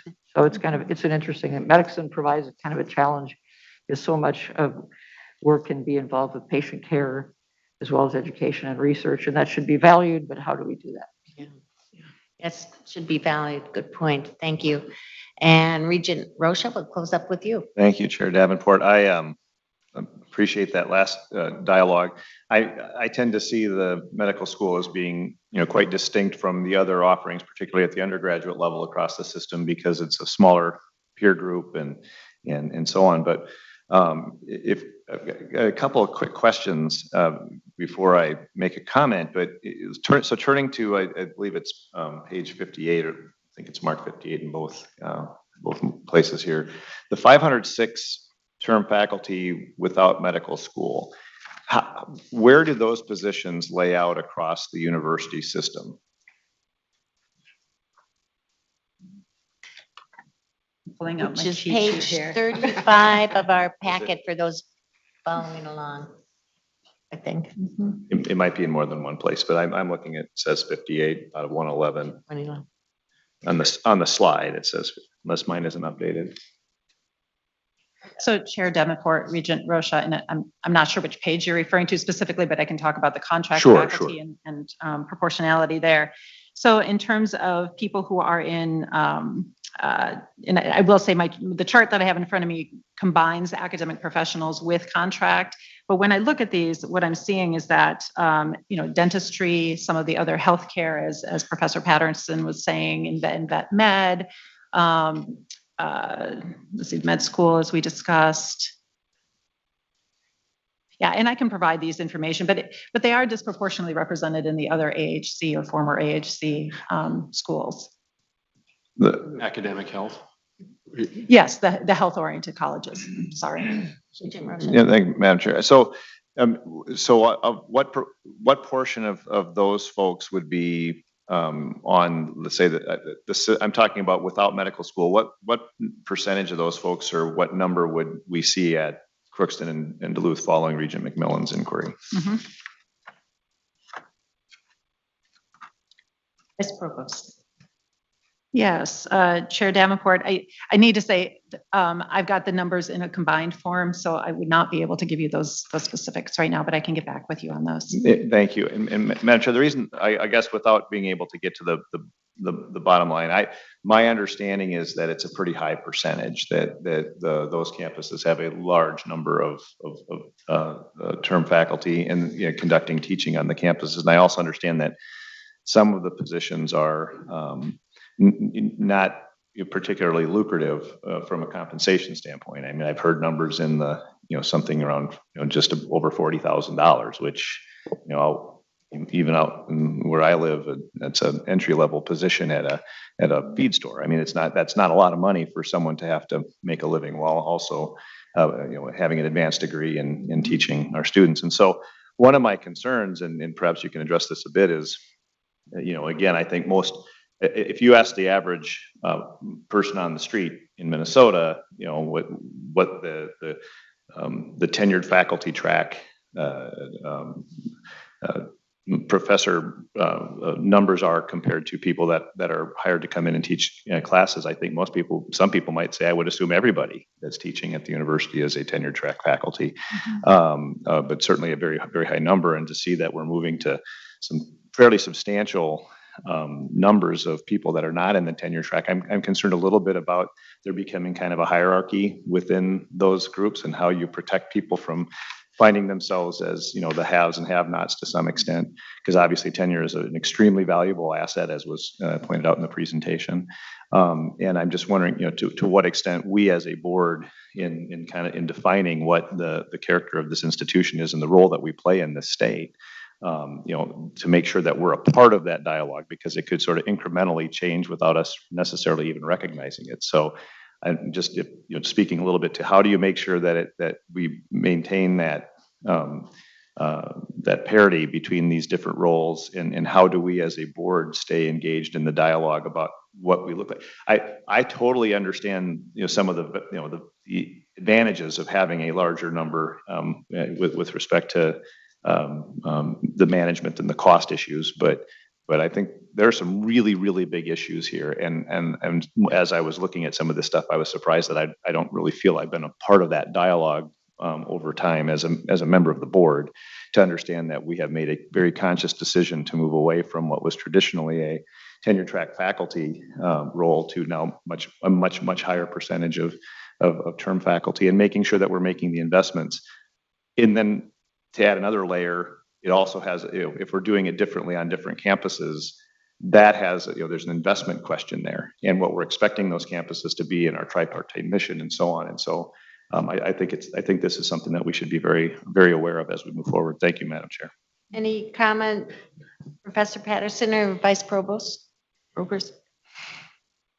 I guess I would just, Chair Davenport and Regent Rocha, I would just say that is a really important issue, that we do need to be looking at the hierarchy. Our one of our policies on academic appointments or academic personnel with teaching appointments specifies that the level we would ideally like to see is about 25%, or put a different way, 75% of our faculty being tenure system, and that if that percentage is more, meaning more than 25% are not on the tenure system, that discussions with Provost Croson have to happen to justify or explain that rationale. And in many cases, people can give a good, solid rationale for that. So, but 25% is the point at which a conversation is sparked in moving forward. And I think your question opened up many, many different facets about hierarchy and how we can make sure that we're valuing the 43% of our workforce that is contributing directly to our mission in this way. Just to follow up real quickly, Madam Chair, thank you. But again, another very strong concern I think that we would all have, or I would hope that we would all have, is that 25% kind of institutionally is one thing, but it seems to me that we probably have some pretty wide variations between different departments. And so for the institutions or the collegiate units or the campuses that are getting a much higher percentage of term faculty as opposed to the tenure track faculty, I don't take a lot of, it doesn't make me comfortable that we're just averaging out to that. It has to really be on a per unit basis to make sure that we're understanding where those things are going and where our investments are being made. And Chair Davenport, if I could just clarify, it is at the unit level. I apologize if I didn't characterize it in that way. It is at the unit level that if that 25% mark is if people go over that, then at the unit level, the dean needs to come and talk with Provost Croson about that. Okay. Last question actually goes to Regent Mayron. Thank you.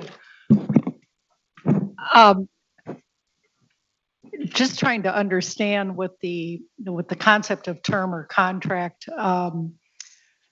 professionals in this arena, when a person comes on in that status, what's the commitment to them? Is it a year contract? Is it a 3-year contract? I'm trying to get a sense of what kind of commitment are we making to them and what kind of commitment are they making to us? And it's the concern I would have if it's just a year-to-year appointment and I don't know when that decision gets made, those commitments in both directions could be jeopardized and may affect the quality of the individuals that participate in these positions. Vice Provost. Yeah. Why don't you start? Or Professor Patterson, either one. Go ahead. I suspect either one of us has a viewpoint on this, Chair Davenport and Regent Mayron. So I think there may be some differences in terms of implicit and explicit commitments. We do have a number of faculty who remain contract faculty for a long, long time. And there's an understanding and an assumption that they're continuing to contribute outstanding work to the institution and that we want to continue to employ them for as long as they're able to stay. But the reality is that we're not in the same way that we have a tenure system appointment. It is not that kind of contractual relationship with the institution. And so the question of how do we ensure mutual commitment and mutual investment, I think is a good one to consider. That is one of the reasons why we're thinking about multi-year contracts and various, that is already happening. There's no policy prohibiting it at the university.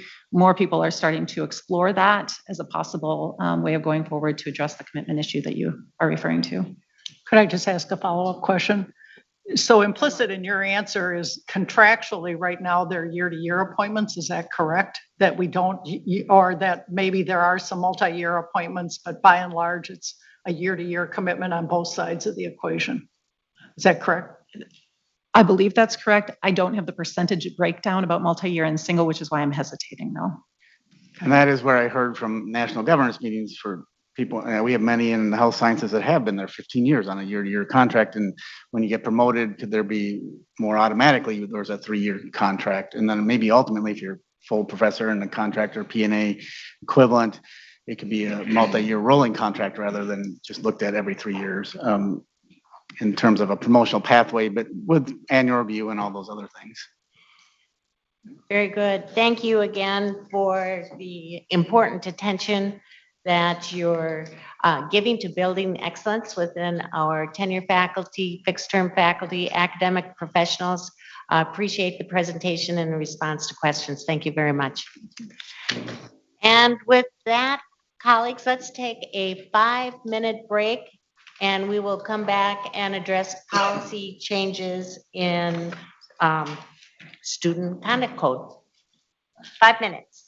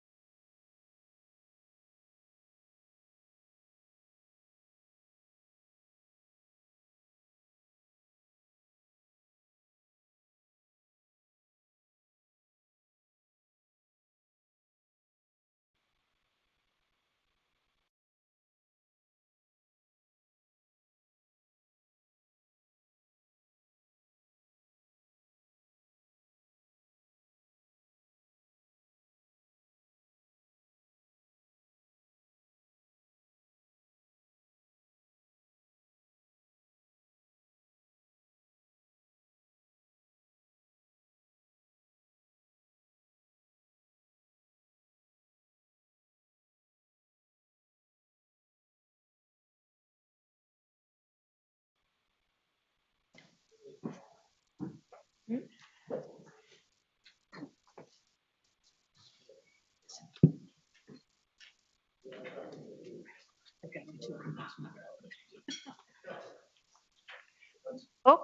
we're back at it here. We are now turning to item 3. We have review of proposed amendments to Board of Regents policy on student conduct code. And we have with us Dr. Calvin Phillips, Vice President for Student Affairs and Dean of Students on the Twin Cities campus, and Dr. Lisa Irwin, Vice Chancellor for Student Life and Dean of Students from the Duluth campus. And they will walk us through the proposed amendments. Provost Croson, would you like to start us off? Thank you, Chair Davenport, members of the committee. Today, we're asking for your review of the proposed amendments to the Student Conduct Code with a vote planned at our next meeting. Dr. Phillips and Dr. Irwin will provide an overview of the changes in the consultative process that led to this. And can I just say, this is my first time meeting Dr. Irwin in person. So welcome, nice to meet you. Okay, you ready to go? Okay, please go ahead. All right. Thank you, Chair Davenport, members of the committee. This policy review process has been an excellent opportunity to speak with so many faculty, staff, and especially students about the conduct process and how to ensure that this student conduct code describes our commitment to supporting students through their time here at the university. Your docket has more information about the professional context of a conduct process and how our work has evolved. But we want to begin our presentation today with a cornerstone idea. As you can see from many of the specific proposed revisions, we wanted to reframe the Student Conduct Code to focus on its educational and developmental purpose. This is reflected in the added purpose statement as well as the updated terminology throughout. But I'd like to underscore the transformative nature of this reframing. In our work, we see students as a whole human being whose academic success is closely linked to their personal and professional development. We therefore want to, excuse me, I'm losing my place here. Therefore, we want to work closely with their students and professionally development. Therefore, we want students to see first and foremost as partners who can help them learn to solve problems and achieve their goals, skills that would be critical while they are here at the university and after they graduate. Additionally, we took special care to consider these revisions through an equity lens, including starting our consultation process by meeting with Equity Lens Policy Review Committee of the Diversity Community of Practice, a system-wide group. Next slide, please. Okay. How about those mascots? Good morning, Chair Davenport, Provost Croson, and members of the committee, and a special greeting this morning for our student representatives. And we as student affairs leaders really appreciate your commitment to this work with the board. So good morning to you too. One important feature of the work to review the Student Conduct Code is the broad consultation that occurred across our system. All 5 system campuses were engaged in this comprehensive review. And it's also noteworthy that there were multiple rounds of consultation, each building on the feedback from the previous stage. In our view, the consultation that occurred for the Student Conduct Code is a model for future policy revisions in terms of the inclusiveness and thoroughness of the process. You have the highlights of the groups that were involved in the consultation on the slide and a more detailed list in the docket materials.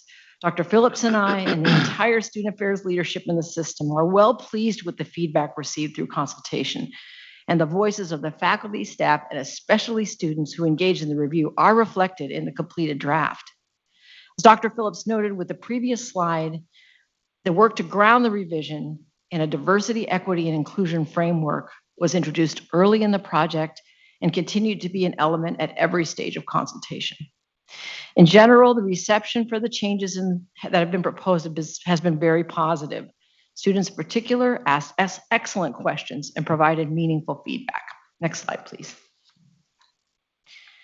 As Dr. Phillips noted at the outset of our presentation, the cornerstone of this work is in education and development. Across our 5 campuses, conduct offices engage students in a spectrum of opportunities to help them learn and grow. You have on this slide an example from UMD, where our team in student conduct developed a visual aid that helps our campus understand the range of options available to resolve issues as they arise.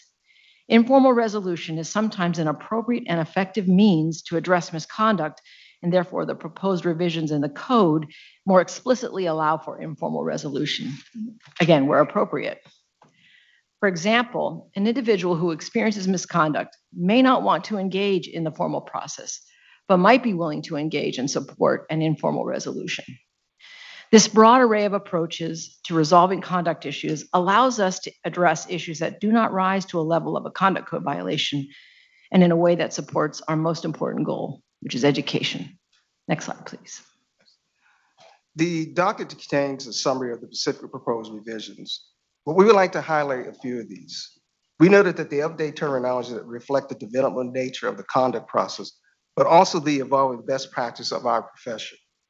We're proposing a clarified definition of a student so that our conduct professionals and our students have a better guidance on when they are subject to the provisions of the Student Conduct Code. Broadly speaking, we need to be able to work with students to support their progress and to address conflict that affects our community from the time of their orientation through graduation. Scholastically, dishonesty has been a major topic of discussion in our profession and among our students for several years now, as the educational landscape has changed. The pandemic has focused some of these concerns, and we both needed to better define what we expect of students in the code, but also make clear that instructors have a responsibility to make their expectations known. One proposed addition in particular reflects this, which is the definition of unauthorized collaboration. Our Twin Cities International Student Advisory Group asked that we include that, since there are cultural differences in what is considered acceptable collaborative activities. We also heard feedback about the long list of prohibited behaviors. While many of our peers have even longer codes, we recognize that the laundry list presentation did not aid in readability and contribute to the overall punitive tone of the code. We have received a very positive response to our proposal to group them into fewer clear categories and combine or remove unused prohibited behaviors. Finally, we want to highlight the amnesty provision, which has been moved into its own section that couples medical amnesty with sexual misconduct related amnesty, so that our students can find all amnesty provisions in a single place. These provisions are proposed to demonstrate our commitment to prioritizing student safety over charging students for certain violation of the code. I'd like to end our presentation to commend our conduct staff on each of the campuses. They're talented, hardworking experts who effectively employ professional judgment every day. These code revisions are designed to support that work. We're especially grateful to the team that led the consultation work and draft the revised code. Chair Davenport, members of the committee, we are now happy to answer any questions you may have about the provisions to revise student conduct code. Very good. Thank you for that overview of this very important policy. And when I read through it, I found that it was easy to read and clear to the student, which I think is critical. So we have a question from Regent Farnsworth to kick us off. Regent Farnsworth. Thank you, Chair Davenport and Vice President Phillips, and Vice Chancellor Irwin. It's great to have you in front of us today. I'm a huge student affairs fan and have enjoyed working with student affairs over my time at the university. Not really a question, but just more of thanks and appreciation for this deep consultative process of how we got to these revisions. As on my onset of looking through this and reviewing these materials, one of my first questions was, hoping to see the background on how this was consulted, particularly with students, knowing that I had full faith that student affairs would nail the student consultation piece, and you most certainly did. So I really just want to commend you for this work. As Chair Davenport was just saying, these revisions seem straightforward and very, will be an asset to this policy, the Student Conduct Code, which is tremendously important in a whole bunch of ways. And so I just wanted to express appreciation for that. And I guess I did have one quick question.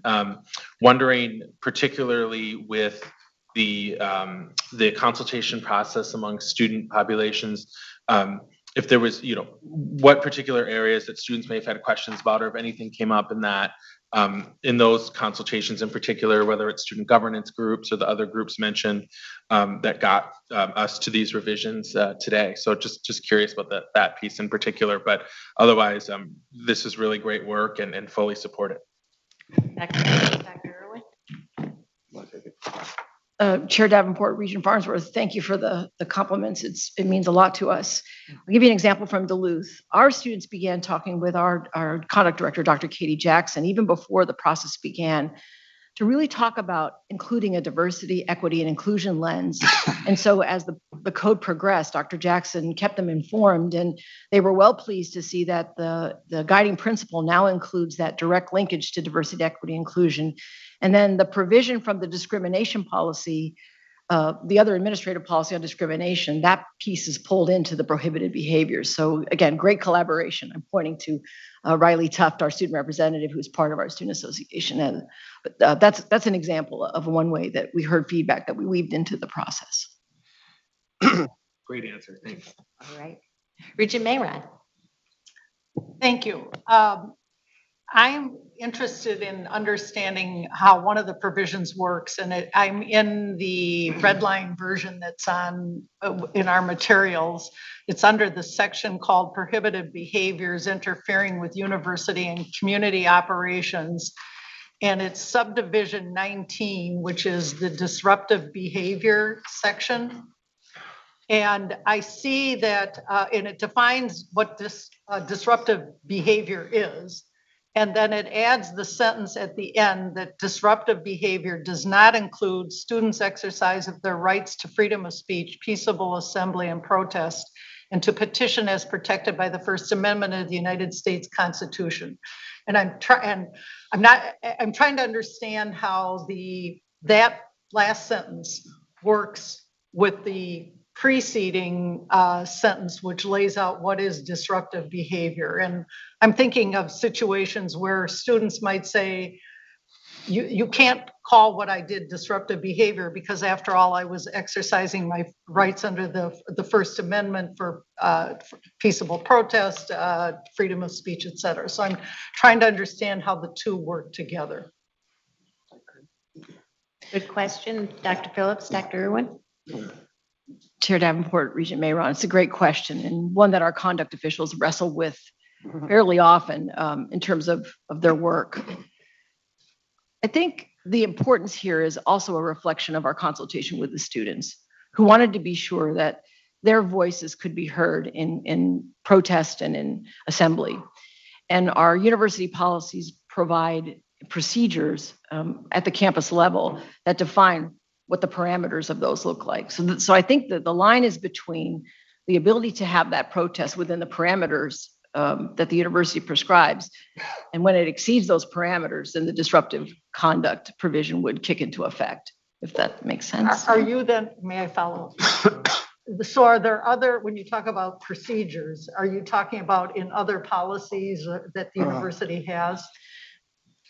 So just a suggestion that there may be, just as you work very hard to tie the sexual harassment policy together and weave it into the student code conduct policy, you may want to do some interweaving with those other policies into this section as well, because you're aware of that. But when I was reading it, I went, well, how are you going to sort this out? So I think that might be helpful.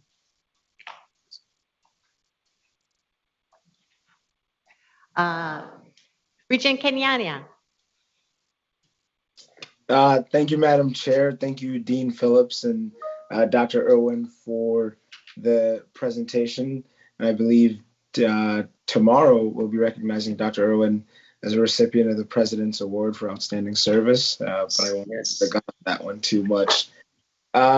Yeah, I mean, I want to commend the consultation, and you alluded to it in your presentation, but it's actually there on page 78 where you list every group, and you said this should be a model. Absolutely. I mean, I think this is, you can't get more thorough than this in terms of every group, but then also every campus and throughout the level. So I want to highlight that as Regent Farnsworth did as well. So I have a couple comment questions kind of weaved in together. One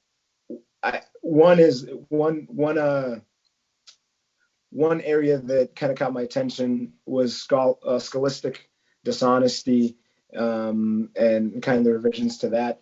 And there's obviously the policy changes there, but then I think on 77, you talk about, you refer to some academic work and research that's been done to this and kind of highlighting how scholastic dishonesty is changing because the classroom is changing.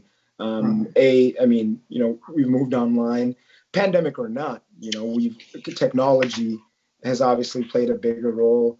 And we know the role of websites like Chegg and Course Hero and all the other ones that are playing. Just some questions and thoughts on that.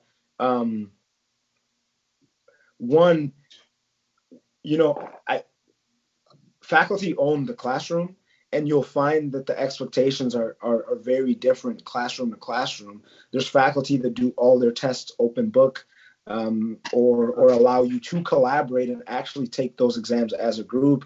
There's others that they don't allow that, but then you're taking it alone at home. Others you have to be in class. Others are proctored.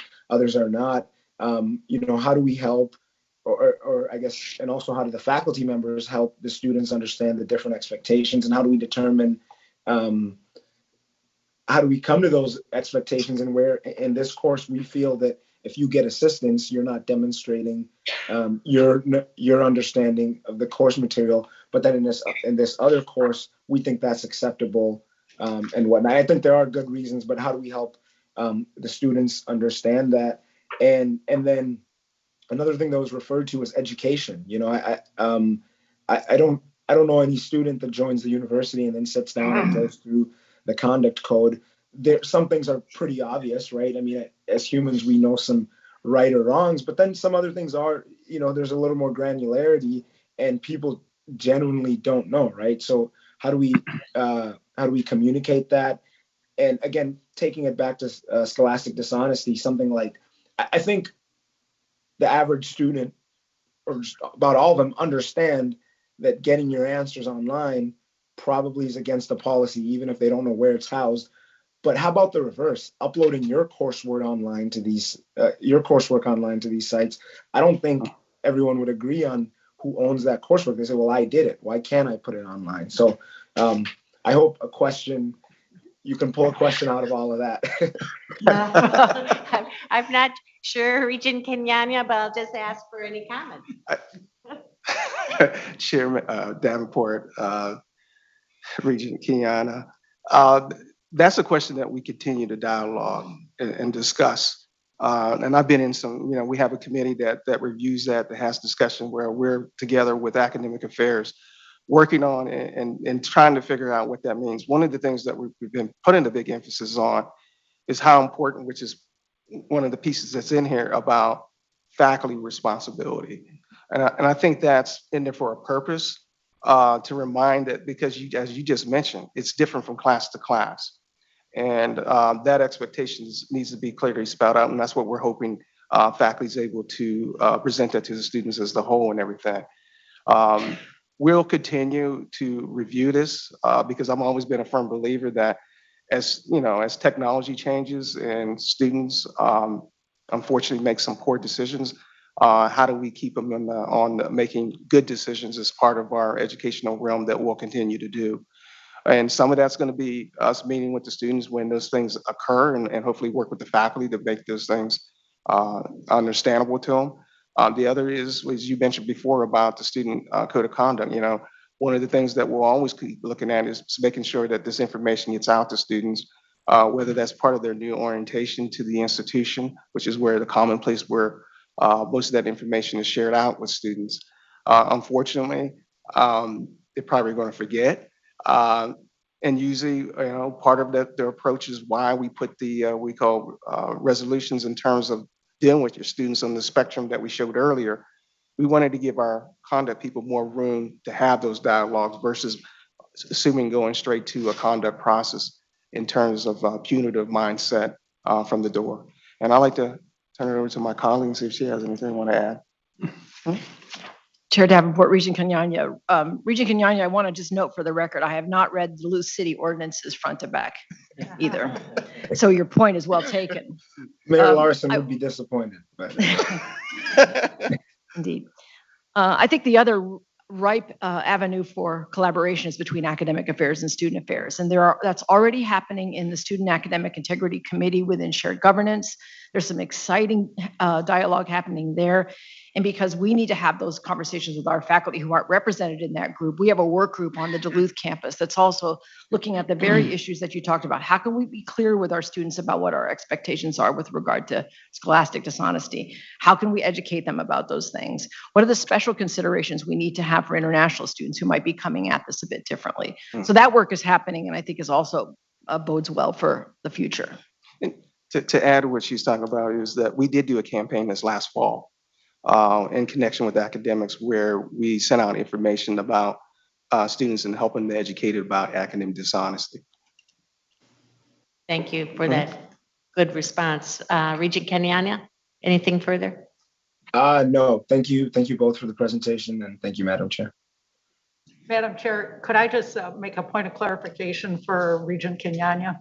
Please, go ahead. All right, I just, Regent Kenyanya, I was looking under the section on plagiarism, which is page 66 of our materials. And I do see there's a provision they added there. Instructors are expected to provide clear standards regarding academic work expectations in the course syllabus. So I'm taking that, interpreting that to mean that the onus is going to be on the instructor to make sure that their students understand what academic work expectations are in their class. So depending on the nature of how they're delivering the class and whether it'll be online or hybrid or open book or allowing for collaboration, I expect that that's something that the instructors are being asked to define in their course syllabus. If I'm wrong, correct me.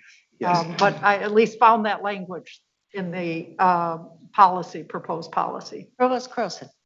Yes, thank you, Chair Davenport, Regent Mayron. So indeed, that's one of the innovations that the group that Dr. Phillips and I convened to think about how we might make sure that faculty are accurately communicating the expectations. We've also stood up a faculty resources page that helps faculty both find language for that kind of communication they can put into their syllabus, and also describes, with the help of OGC, their legal rights when a student posts something to a sharing site that might be the property of the faculty member. And so there's a lot of activity going on around that space as well. Now, that relies on the students to read the syllabus. So communication essential all the way around. Regent James, on that point? Yes, thanks. Sorry, Regent No, it's Brunswick. okay. Thanks, Chair Davenport. And I wasn't expecting to speak again, but as usual, Regent Kenyanya has made some excellent and very salient points. And to this whole conversation we're having, a few of us had lunch, I think it was a week or two ago, with some students here on the Twin Cities campus as part of Dr. McMaster's undergraduate advisory board. And there was a lot of conversation there around this has been happening fast, so I haven't prepared this, but there was a lot of conversation around those expectations very much related to the conversation that we're having, but then also around modality and what's been happening because of COVID and kind of the COVID layer over all of this. So I think that these revisions to the student conduct code are very happening at a very opportune time to then also have that conversation around what's been happening with COVID and some perhaps student opportunity for student education there as it relates to faculty modality and other expectations here, because I found that conversation with students a few weeks ago here on the Twin Cities campus very enlightening, and it very much relates to the conversation we're having now. So just wanted to add that point, and again, thanks for all this work. Thank you for that follow-up note. Regent Madam- Rosha. Thank you, Chair Davenport. On this specific point, and I appreciate the dialogue, I think I'm tracking where Regent Kenyanya is, and that it's not so much on the front end in terms of what the expectations are in that specific class, but it's what happens afterward when you have produced work of your own. This is on this specific point. This is, back in the old pen and paper days, there were even some academic units that maintained test files that kept the old tests that were submitted by students who were willing to allow them, so future students could look and kind of get an idea of the work and so on. And so the question is, from this language, I wouldn't know whether me answering questions for a faculty or, member would turn into their property versus my property, and why couldn't I post my own work online? So I think I shared that same question as that Regent Kenyanya had as to how that would be understood, because the syllabus talks about the expectations of the course. It doesn't talk about ownership after the fact. And if I'm missing that point, then Regent Kenyanya can clarify that. I'll just finish my thoughts here.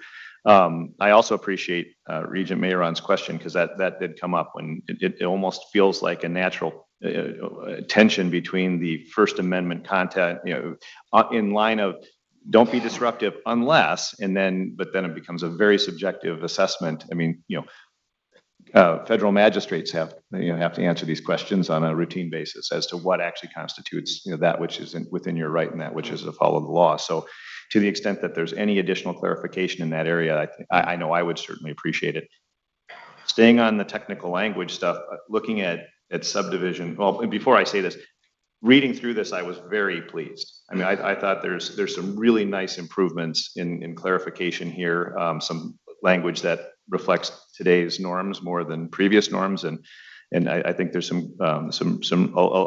lot of really good work went in here, and I'm happy to hear that there's been good collaboration, and I'm certainly open to other input between now and when we vote on this if there are, students have concerns and so on. But so far, I've been very, very impressed with all these dynamics. Subdivision, I guess now it's 7. I think the 4 should be crossed off on this particular one. And mine says page 67, but mine might be different than others. But this is the one that defines a student. And there's the portion that says previously enrolled or registered person who has a continuing relationship with the university. But then the definition, with the university, when it talks about university-sponsored activities, it refers to athletic, extracurricular, and so on. And I was wondering, if you maintain your season tickets to go for athletics and you're going to athletic events, is that the relationship is defined very, very broadly, and to what extent at what point does that terminate? One easy response to that is, oh, well, that's obviously not what we mean. But my preference is to say precisely what we mean, so there is no question as to whether a person is any kind of an official function. So if there's a way that we could make that definition a little clearer of what we mean by a continuing relationship, because right now it's exceptionally broad in my view. Thank you, Madam Chair. Any comment to that, or so noted? So noted and appreciated. Thank you, Chair Davenport, Regent Rocha. Chair or Regent Powell. Thank you, Chair Davenport, and thank you for the presentation and the good work, as you've heard comments from other regions. So the question that I have is on page 91 in the presentation material on a slide that talks about the spectrum of opportunities for resolution.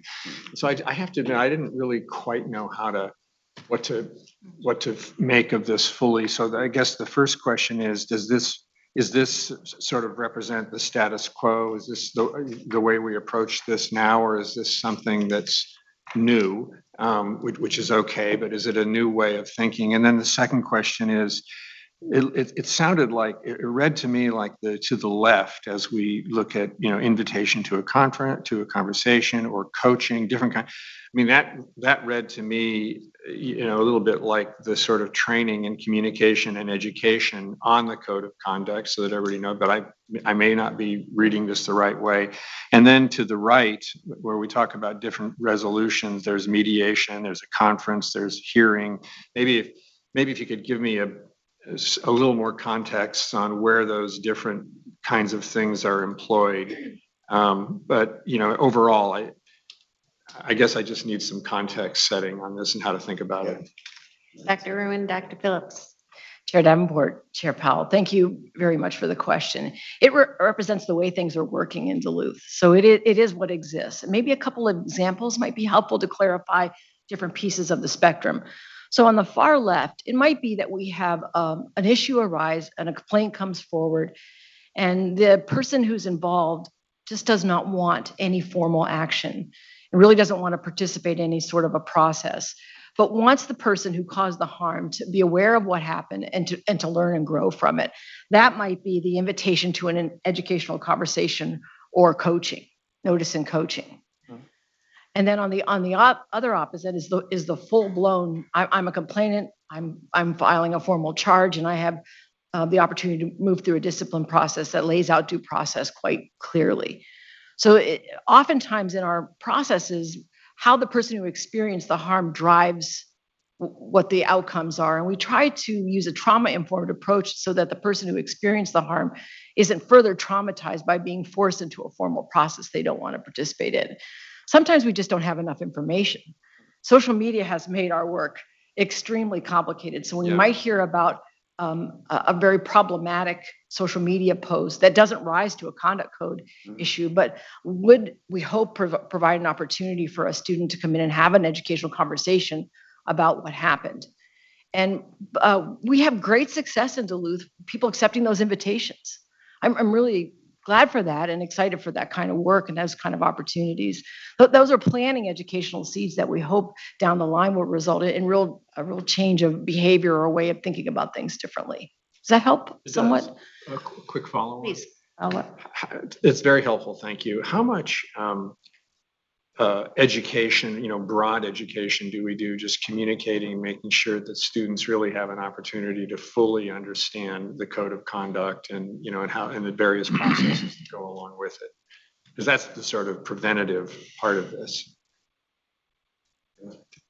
Go first and I can chime in. I think that the way we approach our students is from the preventive mindset. I think that's how we conduct our conduct process and things of that nature. And you also will know that even on the end results where we have students where we have to do some outcomes, part of that is also the educational piece where we explain about it, maybe get them involved in various workshops or types of activities that will continue to help that student grow and learn from that experience as a whole. Chair Davenport, Chair Powell, I think Regent Kenyanya said it probably best earlier. We are certainly providing notice. We're providing the link, doing education and orientation. But when I think about orientation, when a student's been on the campus 2 minutes, digesting the student conduct code is not a high priority. Figuring out where their classes are, getting to know their roommate. Yeah. So we're using opportunities to provide notice and certainly informing students as best we can. I think the reality is it becomes real to them at the point that they need to use it, either because they've experienced harm or because they may have been involved in an incident. Okay, thank you. Okay, very good. Yes, Student Representative Buttar. Chair Davenport and presenters, thank you again. And I just wanted to echo the general sentiment of an extreme amount of gratitude for the extensive consultation process. It definitely shows. And just a couple more logistical questions, but talking about some of these on and off ramps for the various opportunities for resolution, are there evaluative metrics in place kind of system-wide for how effective these various different opportunities for resolution are? And then a second logistical question, are there guidelines as to when or how frequently the student code of conduct is revised? Dr. Phillips, Dr. Irwin. Chair Davenport, Student Representative Buttar, thank you for the question. I think the idea of measuring effectiveness is really critical and it's really difficult. We don't have system-wide metrics, and that's because each campus's approach to that spectrum that I showed you is not the same, because it really has to fit that campus culture and the way that campus interacts with its students, which really varies across our 5 system campuses significantly. However, I can tell you we're all tracking our work. We track cases very carefully. We can take a look. We use rubrics in Duluth that help us evaluate some of the sanctions that are assigned, and those rubric numbers can be accumulated and viewed over time. We certainly are looking at the number of repeat issues that we have. Maybe one measure of effectiveness is the student doesn't have a subsequent behavioral issue. We take a look at who graduates, although that has limitations in that students transfer out. So we use assessment across each of the 5 campuses in different ways, depending on what those procedures and what those spectrums look like. Yeah, Does that help? makes sense. Yeah. Thank you. Very important topic, very important policy. I heard maybe further conversation or relook at subdivision 7 and 19. And we will hear this again at our June meeting where we will take a vote. So thank you again for the presentation and response. And we will move to our consent report. And I'll ask Provost Croson to provide a brief introduction of the items in the consent report. And while she does that, signal if you have a question, comment, or if you wish to separate an item to be considered separately. Provost Croson. Thank you, Chair Davenport, members of the board. The consent report is presented today for your consideration with my and the president's recommendation for approval. For context, I should note we recently finished our biennial review of our course catalog, which always leads to a significant number of program updates and changes. So you might find this consent report to be longer than even this time last year. It's because we've just finished our 2-year update. I'm happy to take any questions that you have, and the floor is open. Any questions? I'd move approval of the, if you're ready for that. Yep, I'm ready for that, yes. So is there a second? Second. And a second. It has been moved and second. All those in favor signify by saying aye. Aye. Those opposed, thank you, Michael Kenyanya, Regent. Those opposed signify by saying no. No. The consent report is approved, and I hope everyone did take a look at that because there are a lot of positive changes that really work with the market needs, especially as you take a look at informatics and other kind of key programs where relevancy to the workforce and the current world conditions are important. So thank you for that great work. Regent McMillan. Yeah, thank you. Is it appropriate to ask a question about the information report? Absolutely. All right. First of all, I'd note that our provost and our vice provost are recognized in here on the second page of the items for their own achievements from their peers, which is pretty cool. But my question is the very, very first item, and this is huge, a $360 million NOAA award cannot be a drive-by. We need a little bit of context around that. I mean, it's wonderful. I don't know if you're in a position, Provost Croson, to talk about that or not, but I'd love to hear just a little bit more about that. That's huge. And importantly, how does it split up, or is it all here? I mean, we got water research all over the system, lots in Duluth, lots here. Can you say a little more? Provost Croson, please. Chair Davenport, Regent McMillan, thank you. So this is indeed a large grant. It is not only us. The grant creates a cooperative institute for research to operations in hydrology. It's a national consortium of science and services to provide actionable water resource intelligence. It's headquartered at the University of Alabama, Alabama's Water Institute, and there are 14 consortium members, which include us. I'm not going to read you the whole list. That's fine. It's an excellent example of how collaboration across institutions can really advance our science. And Chair Davenport, one follow-up. Go ahead. Any sense of how that'll, or where the research will happen within our system? Is it Twin Cities? Is it Duluth? Is it more than one?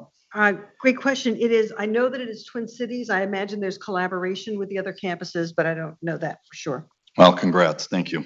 Very good. Regent Farnsworth.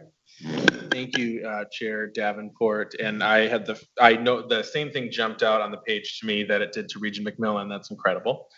So congratulations to all who were involved. And I really enjoy these information reports and with university highlights, because I think it always teaches me a ton of stuff that I didn't know that was going on. So thanks to those who put these document materials together in particular, because I think they're helpful, and I think it's really important that we recognize and celebrate our successes and recognition this way. One other thing that stuck out to me was right at the end of University Highlights around the law school, putting together a clinic in partnership with the law firm of Frederickson and Byron around sports and NIL clinic. NIL is something that gets lots of attention and has been a growing and rapidly changing landscape, and something that I've hoped that we, really embrace on behalf of our student athletes. So I, again, learned about this in here, and I'm really pleased to see that the law school is doing this in partnership with this law firm to positively benefit our student athletes. So that's something I would highlight, along with all this other incredible recognition and accomplishment. So thank you. Thank you, Regent Farnsworth. Anyone else? Some other shout outs? Any more you'd like to highlight? Provost Croson, there's much there to appreciate. Thank you, Chair Davenport. There is indeed a lot. I will just note that there's an update on 3 policies that completed the comprehensive review process this year, but for which no changes were recommended. So I wanted to just make sure people sort of understood that because these policies were in here did not mean that we did not review them. They were reviewed the same way all the other policies are reviewed. Good. Then we move to our last item, information items. Oh, or did we just do that? I apologize. I moved. My apologies. Any other discussion? Excellent meeting. Thank you all for a great meeting. There being no additional business for the committee, we stand adjourned.